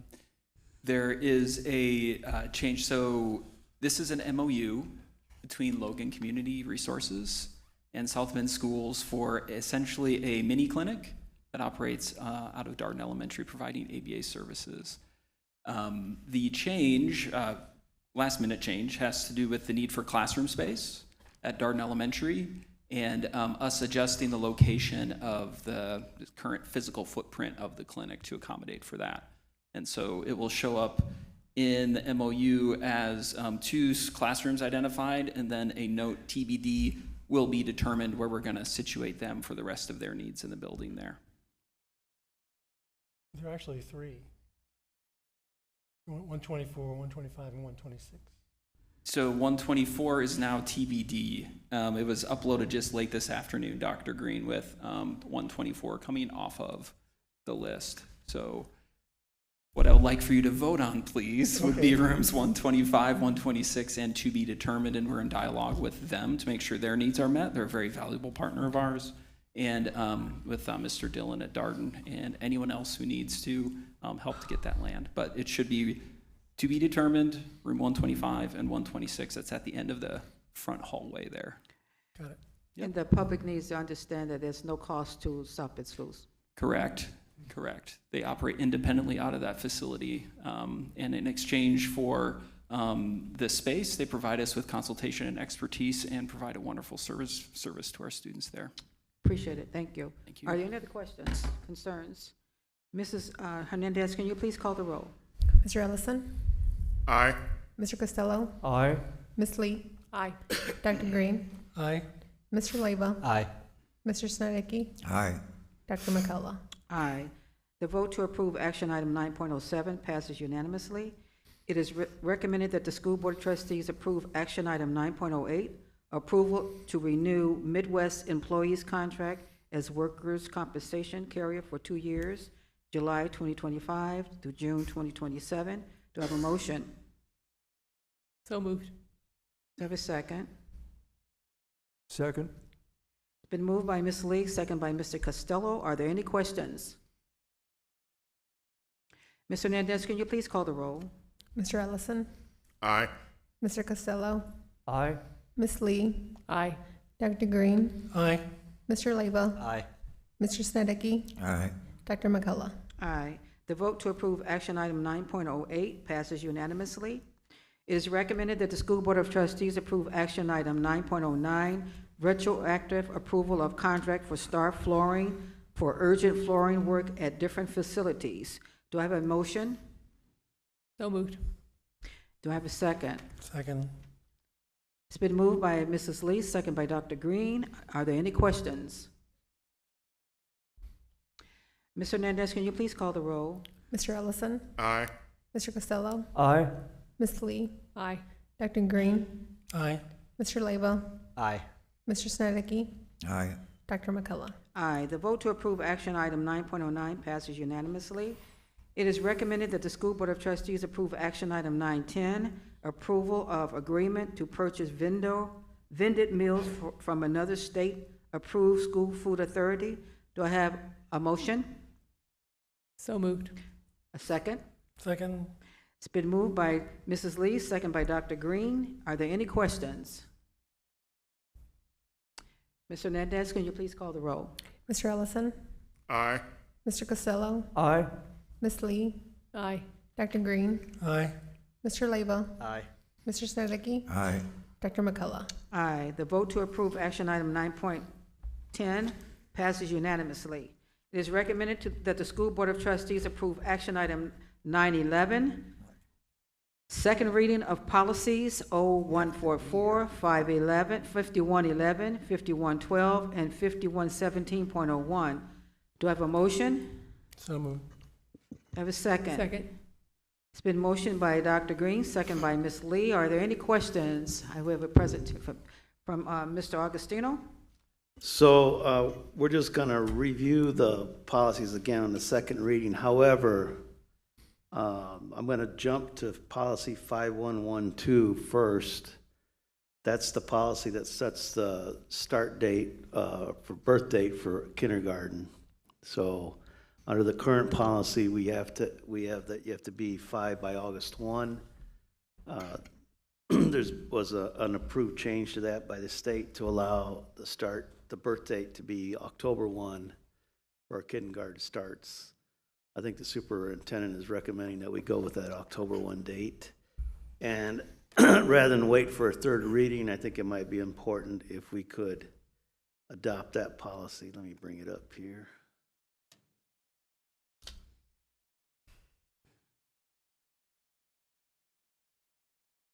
Okay. This is the policy that we're talking about on entrance requirements.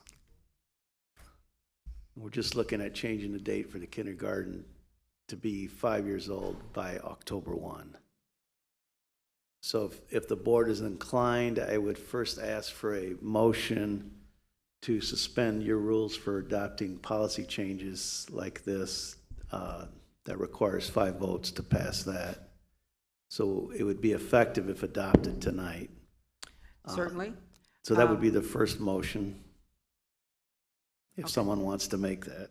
Okay, I'd like to make a motion to suspend and adopt policy 5112, start date for kindergarten approved by the state, start October the 1st. Is there a motion? Can I get a motion? Well, I think the motion, if I could help clarify this, the first motion is a motion to suspend your board rules to allow this policy to be policy change for 5112 to be adopted without a third reading. So I make a motion. Sure. Does that take a 5 vote? Yes. So you're making a motion, Dr. Green? Is there a second? Second. It's been motioned by Dr. Green, and second by Mr. Ellison. Are there any questions? Mr. Hernandez, can you call the roll? Mr. Ellison, Aye. Mr. Costello, Aye. Ms. Lee, Aye. Dr. Green, Aye. Mr. Leyva, Aye. Mr. Snedecke, Nay. Dr. McCullough. Aye. It's been moved, 6 votes to approve and 1 vote against. I'd like to explain my no vote. Go ahead. I had a granddaughter, started kindergarten in Tarkenton. Her birthday's September the 8th. So she went in there 3 weeks, had birth certificates, everything. And the superintendent didn't like me, so she found out about it, and she kicked her out. 3 weeks before she came and said, you can't go there because the thing is September 1st or whenever it was. So, That's better to forgive. that's because of superintendent not liking the board member. All right. Dr. Smith, by the right, her name. I get sued for that too, for using her name. No, I'd like to address a question or another item to the Madam President. I think at this point, since you've approved suspending the rules for adoption of 5112 tonight, then I think that it would be appropriate to call for a motion to go ahead and approve the change. So be it. There's a motion. So moved. Let's have a motion. Dr. Green, who's second? Second. It's been a motion by Dr. Green, second by Ms. Lee. Are there any questions? What is this for? To approve Huh? to approve. I thought we just did that. No, you approved to suspend the motion, What are we approving now? to pass the bill, to pass the policy. Ms. Lee? Just because this is, means kids are gonna start school a little bit younger, possibly, right? So we're gonna have that. Will there be ways to address maybe an increase in need among those students, particularly those who haven't had access to pre-K, coming in even earlier? I'd have to turn that one over to the superintendent. I kind of figured you wouldn't be answering, but we can wing it. Well, the state had the October 1st on since last year, but we're simply adopting it this year. So will they be younger? Yes, they will. Half the kindergarten teachers agree, the other half doesn't. And I know, probably we ought to ask for the professional opinion of Miss Linda Lucy, who used to be a kindergarten teacher. She's getting up. All right, bring She's coming up.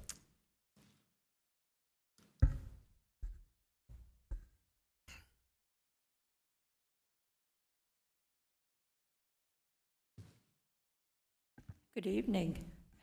I have to tell you that that date makes me shiver. As a kindergarten teacher for many, many years, those little ones are going to come in, and like Ms. Lee referenced, with no preschool, many, they are going to have small class sizes and lots of para-help.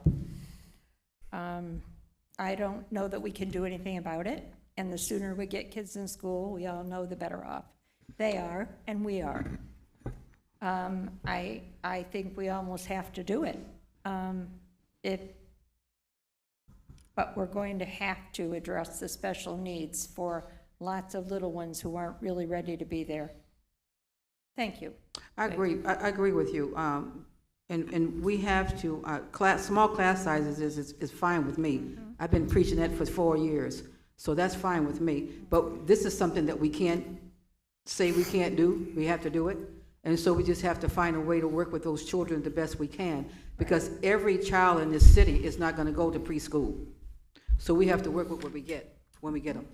So I agree with small class sizes wholeheartedly. I know it's too late for this year, but I know in the past there have been the opportunities to do kind of like pre-K boot camps for kids who didn't have pre-K, but I'm wondering if we even go a little deeper on that maybe in the future, and we could figure out a way to do boot camps for the younger, at least that group of kids, if we could somehow get them, just to get them the foundational skills of sitting in a classroom. I don't know if that would be helpful or not, but I know it's worked for kids who haven't had pre-K. It seemed to help. And it also depends on how we address the academic part of it. Knowing that those little ones, some of them have not been anywhere. I used to call it school-ready behavior. We have to teach all of that and let them grow into it, because if we push academics the way sometimes teachers honestly have been made to push academics in this district, down to a minute, and you should be teaching math, it's a recipe for disaster. So we need to give everybody a lot of grace. Thank you. I'd like to say, who made the class size up to start with? Is administration? Is that voted on, or 25 kids? I heard, you know. It's a discussable, and then administration. Discussable with who? With administration, The union and administration? yes. And was that set already, or is that going to be discussed in negotiations? It's discussable, but not negotiable. Well, it will be if it comes to the board, because we're here you'll have a heck of a lot more production with 15 to 20 kids than you will with 25 kids. It makes a big difference. That is You know, correct. and we had times when we had 30-some kids in the classroom, but it was chaos. You know, how do you expect the kids to learn when there's so much more chances of disruption and one teacher and a paraprofessional maybe, and does all rooms got a paraprofessional? So as Ms. Linda Lucy has already indicated, that annually that is a discussable item between the administration and NEA, and they agree on that. And so it moves from year to year. But what we do is take into account in, like I said, the needs of the students. And so in our elementary, we try to keep it below 22. And if you do recall, a few months ago, the Board of Trustees did approve for us to have instructional assistants added to the classrooms for some of our title buildings and other buildings. And so that's reducing that ratio between adult and students to maybe 1 to 9 or 1 to 10 students in those classrooms. And again, because we know that it takes a lot, and if we're going to build and change that trajectory that we spoke of a few moments ago, we know that we have to be able to position ourselves to get with those smaller groups and have that instruction and that support on a daily basis. So that is how we are redesigning kindergarten through third grade. I'm sorry, pre-K actually through third grade. Putting an aide in there shouldn't increase the classroom size. You got a teacher. An aide's not a teacher. Yeah. It's more or less to keep the attention of the kids and helping if they need any kind of help. But I think if that needs negotiation, I think that count for classroom size should be brought to the board and voted on. So you're absolutely right, Mr. Steindecke, that it does not replace, and in fact that it was actually lowered this year. So for example, kindergarten for this year is 15 to 21 students. First grade is 15 to 25. Second grade is 17 to 25. That bottom number's all right. The top numbers should come down to 20. Mm-hmm. And so I do believe, and I cannot speak 100% to that, but we did attempt to stay on a lower end between 20 and 22 students.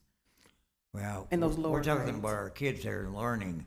If we have to start another classroom because we got, it's gonna be 25, and if you got an extra kid there, what you gonna do with them? We do open classrooms, You're gonna or start that's another classroom or something. That's where our leveling then comes into play. So we look at what students didn't show up to a particular building or a class size, and then we move them over accordingly. And so we do have those conversations, or we will have those conversations at the beginning of the school year with our building principals. So we 100% agree with you. We have to make sure that the class size is reflective of the student need. And 25 is a lot. Linda Lucy, a teacher, Well, it was great when the state honored prime time, and you couldn't have more than 20. A teacher, 21. did is you the feel max. more comfortable with 15 to 20, or you feel Absolutely more 15 to stressed with 20. a 25 count? Absolutely 15 to 20. And you're talking times how many teachers we got in this corporation, and I bet you every one of them is going to say the same thing. I mean, if you're looking at the finance part of it, but we're giving raises to everybody too. So if it's not going to happen that much, especially nowadays, but you can't say we don't have enough room. You know, it was before when we had 30 kids, there wasn't enough room, which is still no excuse for put them in another school or something. But Mr. Snydecki, I agree with you 110%. Unfortunately, when I was on board to this position, that decision had already been made, but as we go into negotiations, and we will examine that again at the beginning of this year. But I agree with you 100%. Well, to me, it's a big concern, and it's not just me; it's for our kids. Mm-hmm. And I think that should be looked at again. I agree. Thank you. Linda Lucy is not shy. We're bringing things to the table. I'm just one board member, but I think it shouldn't even have to come to the board. I think you guys should do that. Talk it over and discuss it. Any other questions, concerns? Ms. Hernandez, can you please call the roll? Mr. Ellison? Aye. Mr. Costello? Aye. Ms. Lee? Aye. Dr. Green? Aye. Mr. Leba? Aye. Mr. Snedecki? Aye. Dr. McCullough? Aye. The vote passes unanimously. Thank you. Now we're going to turn to policy 0144. This is the compensation one. I brought it up last time. I know there needs to be some discussion with the board, but there were basically two options based on a change in the law this year, which allows the board members to be paid up to 10% of the lowest starting salary of a teacher. So there was two options on the language. The first was to annually determine the salary and per diem, and the second one was to just simply track the state statute. And I think you board members have to have discussion among yourselves or at some point or reach a consensus on which way to go.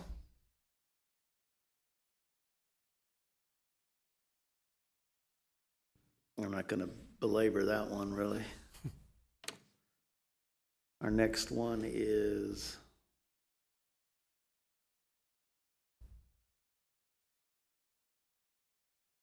okay, 5111. This is pretty straightforward. This just adds some language on factors to consider and look at in determining legal settlement for students coming to the school. It gives you a broader range of examples of items to consider when you're determining legal settlement for students.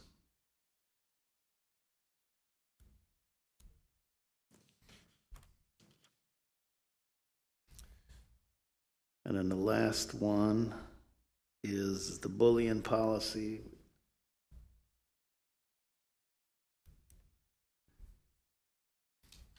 And this one is just some, it looks like a lot.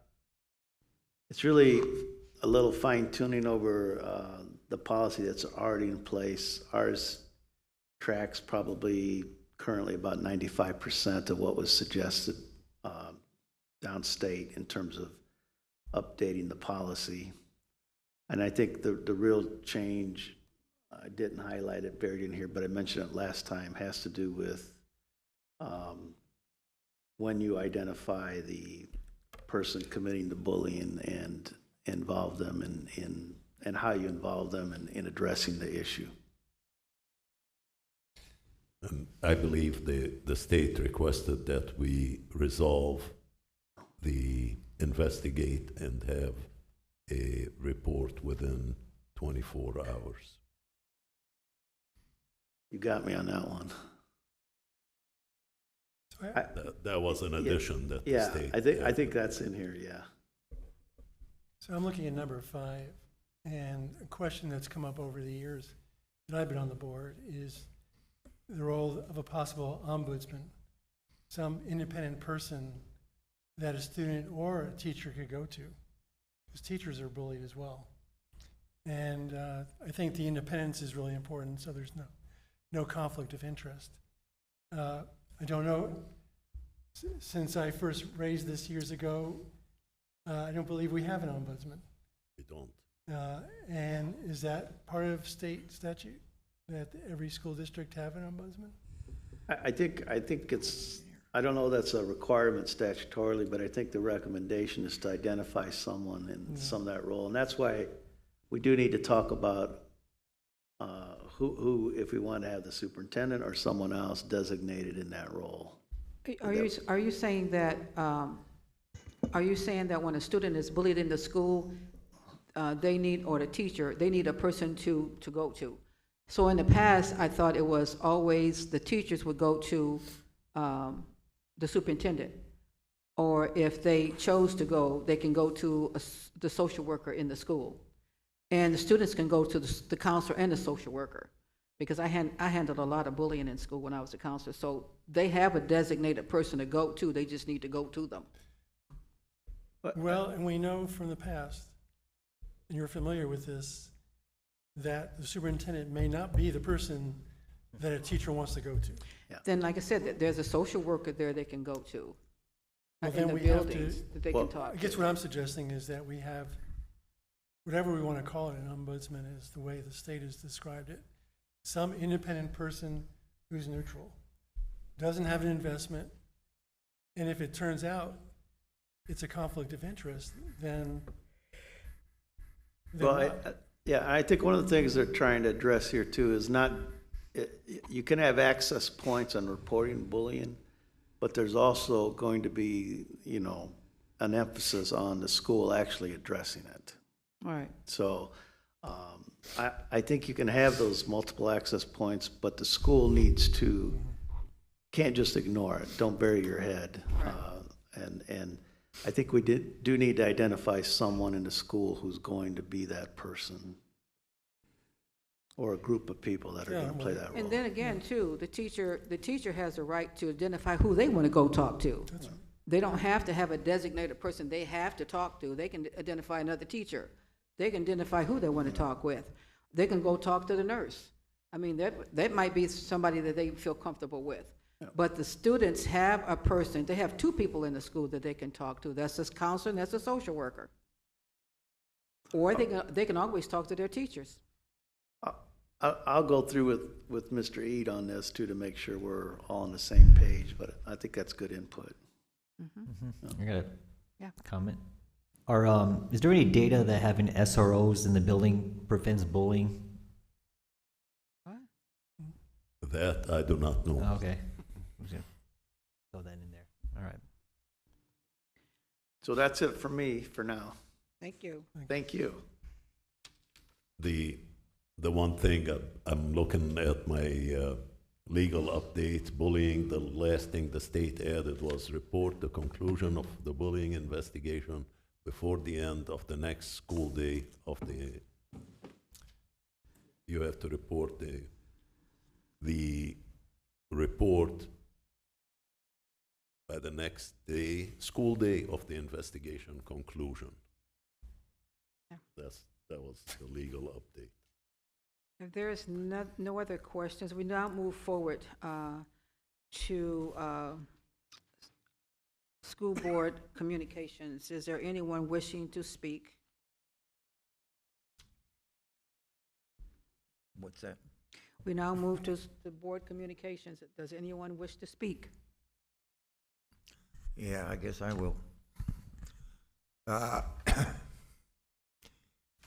discussed this in the executive session. Our last meeting, the last item we voted on was about an item we voted on a month or so before that, is hiring Enrich You, I think they're called, to do our after-school programmings. A month before that, we voted not to hire anybody, including Enrich U. We were gonna do it because we didn't get data or nothing else, and we couldn't tell how many kids were in the classroom and how many weren't, and how successful we were. So by us not having control of it, we decided 2 months ago that we were gonna do it all ourselves. And the superintendent agreed on it, the board agreed on it. Now, last month, the last thing we voted on, that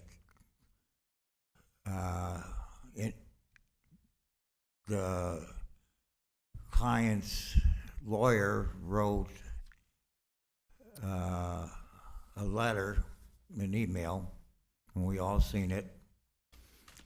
It was a like vote, just like the first one, and the same threat that was on the first one was on the second one. So it was a like motion, and Mr. Augustino wasn't so sure about that, but I checked with the state, and it was a like motion. So that vote that was taken, which I feel there were 4 members, Dr. McCullough, myself, Mr. Costello, and Mr. Green, all requested that we should wait till after our state audit's done before we do anything. And our attorney, it basically advised that too. We don't have to do it right then, but we had 2 other members that, especially what Mr. Marcus wanted it pushed through. I think he made Mr. Carlos Levy, he made him think that we were voting on, and he made the audience think that we were going to vote because of a threat. And there was a threat.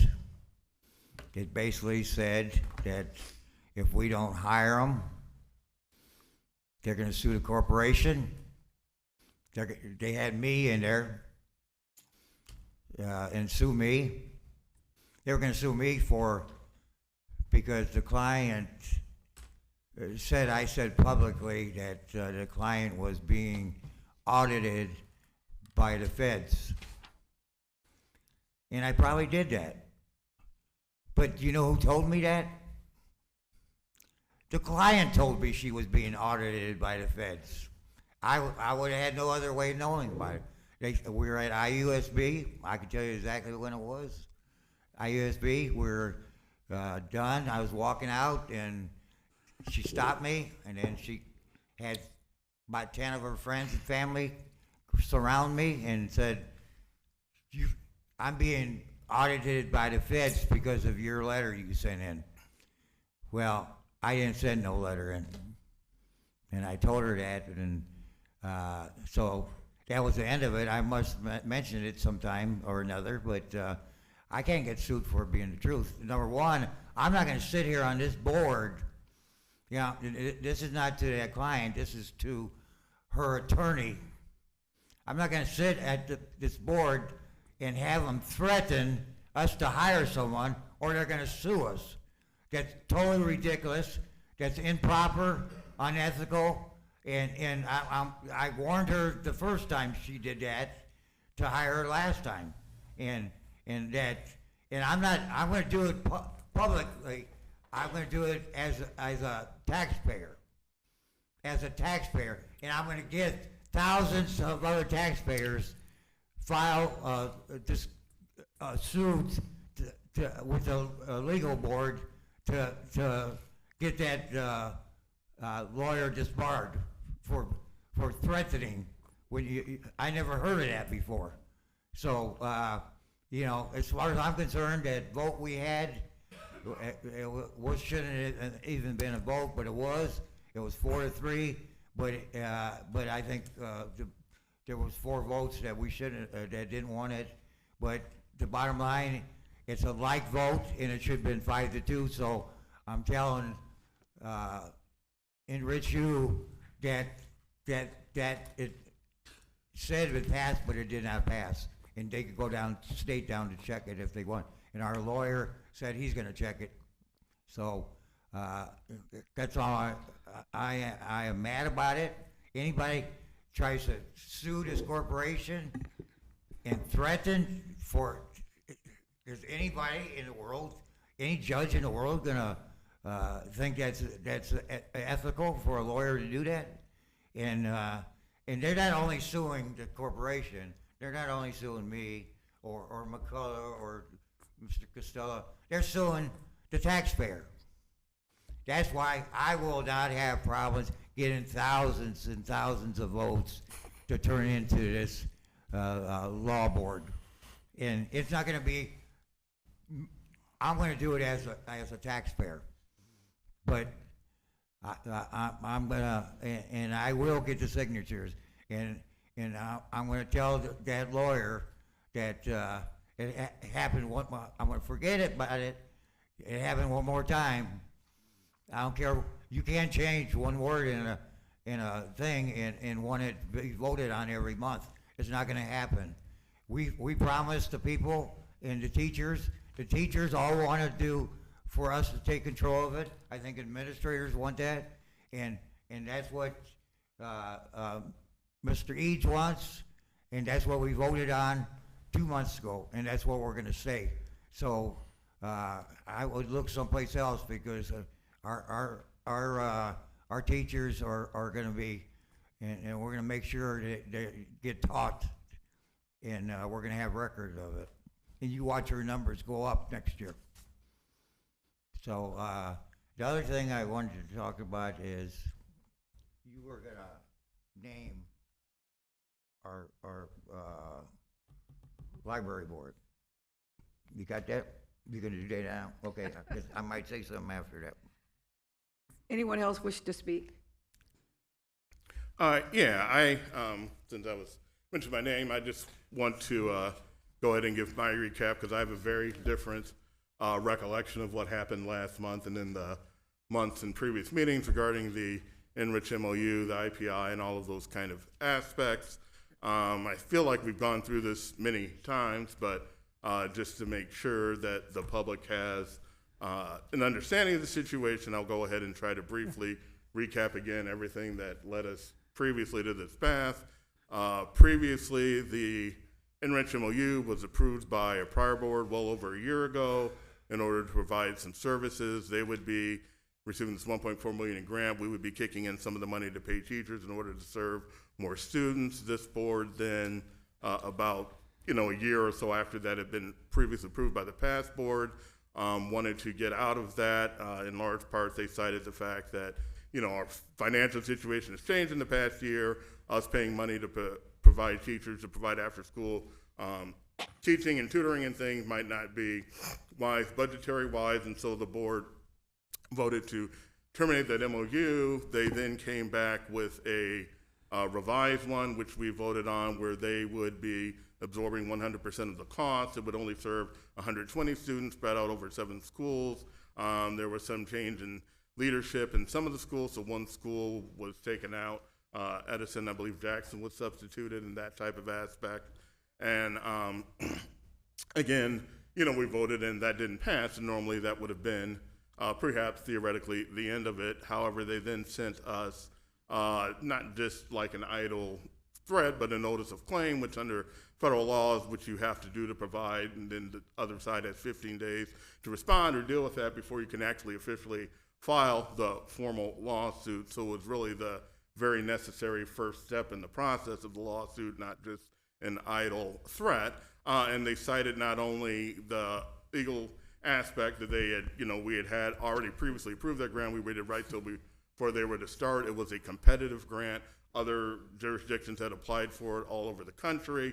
It was too late. They had tried with the federal government to move it somewhere else to do something different. It was, and those that approved it were upset because it said if you didn't want to do that and it was a competitive grant, you should not have signed on and agreed to in the first place and approved it over a year ago, and you shouldn't wait until less than a month before it's to start to say, okay, we've changed our mind. But they were willing to accept their amendment to where they would just pay 100% of the cost, and we're not paying anything. And so it wouldn't cost us anything to provide these tutoring students to 120 students. And so that should have addressed what was the concern of it. And so in their notice of claim, they noted that. They also noted that they had previously sent cease and desist regarding defamation claims that have come from these board meetings about saying that they've done things illegally, they've done things improperly, and all these kind of things, and that we didn't have proof regarding that. And that had been, communicated to us as the board as a whole by our attorney and stuff. And, those things continued to say. So they also said, in addition to the legal claims they had, and because they didn't have other options or recourses, because it was something we had approved and then backed away from last year, we were also going to add defamation. They cited the specific statements, the specific links, exactly what was said, and things that they said you have yet to discriminate or demonstrate that anything was done illegally, the money's missing, all these different kind of things that are defamatory in nature. And we talked about then again, okay, well, what would it cost to defend these things? Well, we would quickly blow through our $50,000 deductible trying to defend defamation claim and the other aspect, which we don't have any defenses to.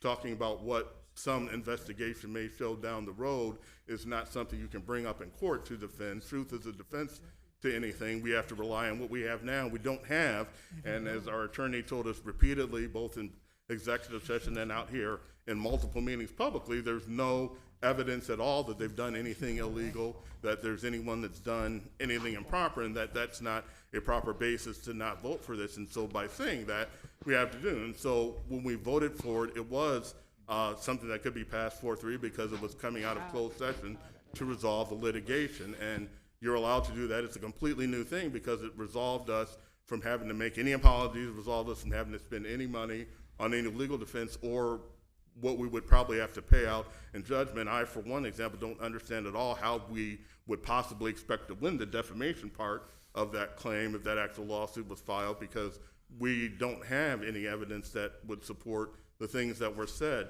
I haven't heard anything from the state, still haven't, either out here in public or in private session, about anything about these so-called claims from the State Board of Accounts or anything. Again, I'm a board member. I've not been made aware of anything at all from anyone, from our investigators, from anyone downstate, from the State Board of Accounts, from any state authority, any county authority, any federal authority, or anyone else regarding anything about this organization that's illegal or improper. I have not in one email, not one phone call, not a text message, not a personal conversation from anyone about them in any way, about them doing anything illegal or negative ever. I have never received that information. Now, if other people on this board have, I can't speak to that, but I'm voting based on the information I have, and none of these entities have ever said anything. So that's what we based on. And so because it was a new thing, because I don't think we should spend tens of thousands of dollars to defend a lawsuit based on defamation from members of this board that we're not going to win and then have to pay the damages for it, that's not a good use of money, of time, of resources. Instead, it's better to not do that and let our students who voluntarily, let our certified teachers be paid to tutor after school the same students that they teach all day long at no cost to us for the next 4 years, that's paid for by a federal grant. That money cannot be redirected towards anything else. Then that's what we should do, and that's how we should move forward. And we voted for that, including Dr. Green, so I'm not sure why there's confusion about that, in support of that. And so that's where we are, and that I think it's now time to just move forward with that. And I don't understand the idea that it won't happen, that kind of thing. That's what we voted for, and it resolves the lawsuit, and I don't want to see anything that would undo that or get us back in where we could be sued again for new defamation or new aspects or that kind of thing. Our students, 120 students spread over the 70 schools, will be able to receive free after-school tutoring for the next 4 years if they agree to it, the teachers agree to it, their parents agree to it, and that's kind of where we are. And it's time to just move forward on that, just like we need to move forward on lots of other things and not continue to fight and argue about issues of the past. And maybe we would not have been here if there wasn't also the defamation claim in addition to the denial of access claim, but that was there. It's a real thing, and that's why we got to the point where we are today. No. I got an answer. No, He don't. said he didn't hear nothing. We're going to move on. We are going to move on. Any other questions concerning this issue? So, But no, he just we're lied to going to us. move, we're going to move on, please. Thank you. There's no other comments regarding this MOU. To be clear, Vice President Snydecke is going to be, he has been appointed the school board libraries designee. Are there any other comments by school board members? If not, we're going to adjourn the meeting. I wanna ask Mr. Augustino to write to library board and ask them to contact me when the board meetings is at. And do I get sworn in at library, or am I gonna, should I go to the clerk's office? Does the clerk, I don't remember, I was on the, for 3-4 years, I don't remember, I don't even remember getting sworn in, to be honest with you, but they said, I think, did they say they swore you in? Isn't that what you said in your letter, that they already swore her in? When you talked to us? There'll be some information coming to you, Mr. On your Snydecke, email? regarding, Mr. Snydecke, there'll be some information coming to you from, you asked Mr. Augustino to send a letter, he'll send a letter, so we'll wait till we get the letter. Well, we I get the would information. object to Mr. Snydecke, or to Mr. Augustino sending a letter, because this board hasn't voted to spend money to authorize legal expenditures. Mr. Augustino repeatedly said. Excuse me. We're not asking This has for nothing to legal do with spending illegal fees to do You're anything. authorizing people to threaten us. Excuse me. Mr. Excuse me. Augustino's going to send a letter Excuse for me, can free? you please? So if I want a job with corporations, please all you turn have the to do is mic on? threaten to sue us, and you got a job. According to Mr. Eccleston. We're going for adjournment. The next school board meeting is going to be August the 18th, 2025 at 5:30 Brown Administration Building. Do I have a motion to adjourn? So moved. Do I have a second? Second. It's been motioned by Mrs. Lee, second by Mr. Costello, to, all in favor signify by saying aye. Aye. Aye. Aye. The board meeting is now adjourned. Thank you. Sue us.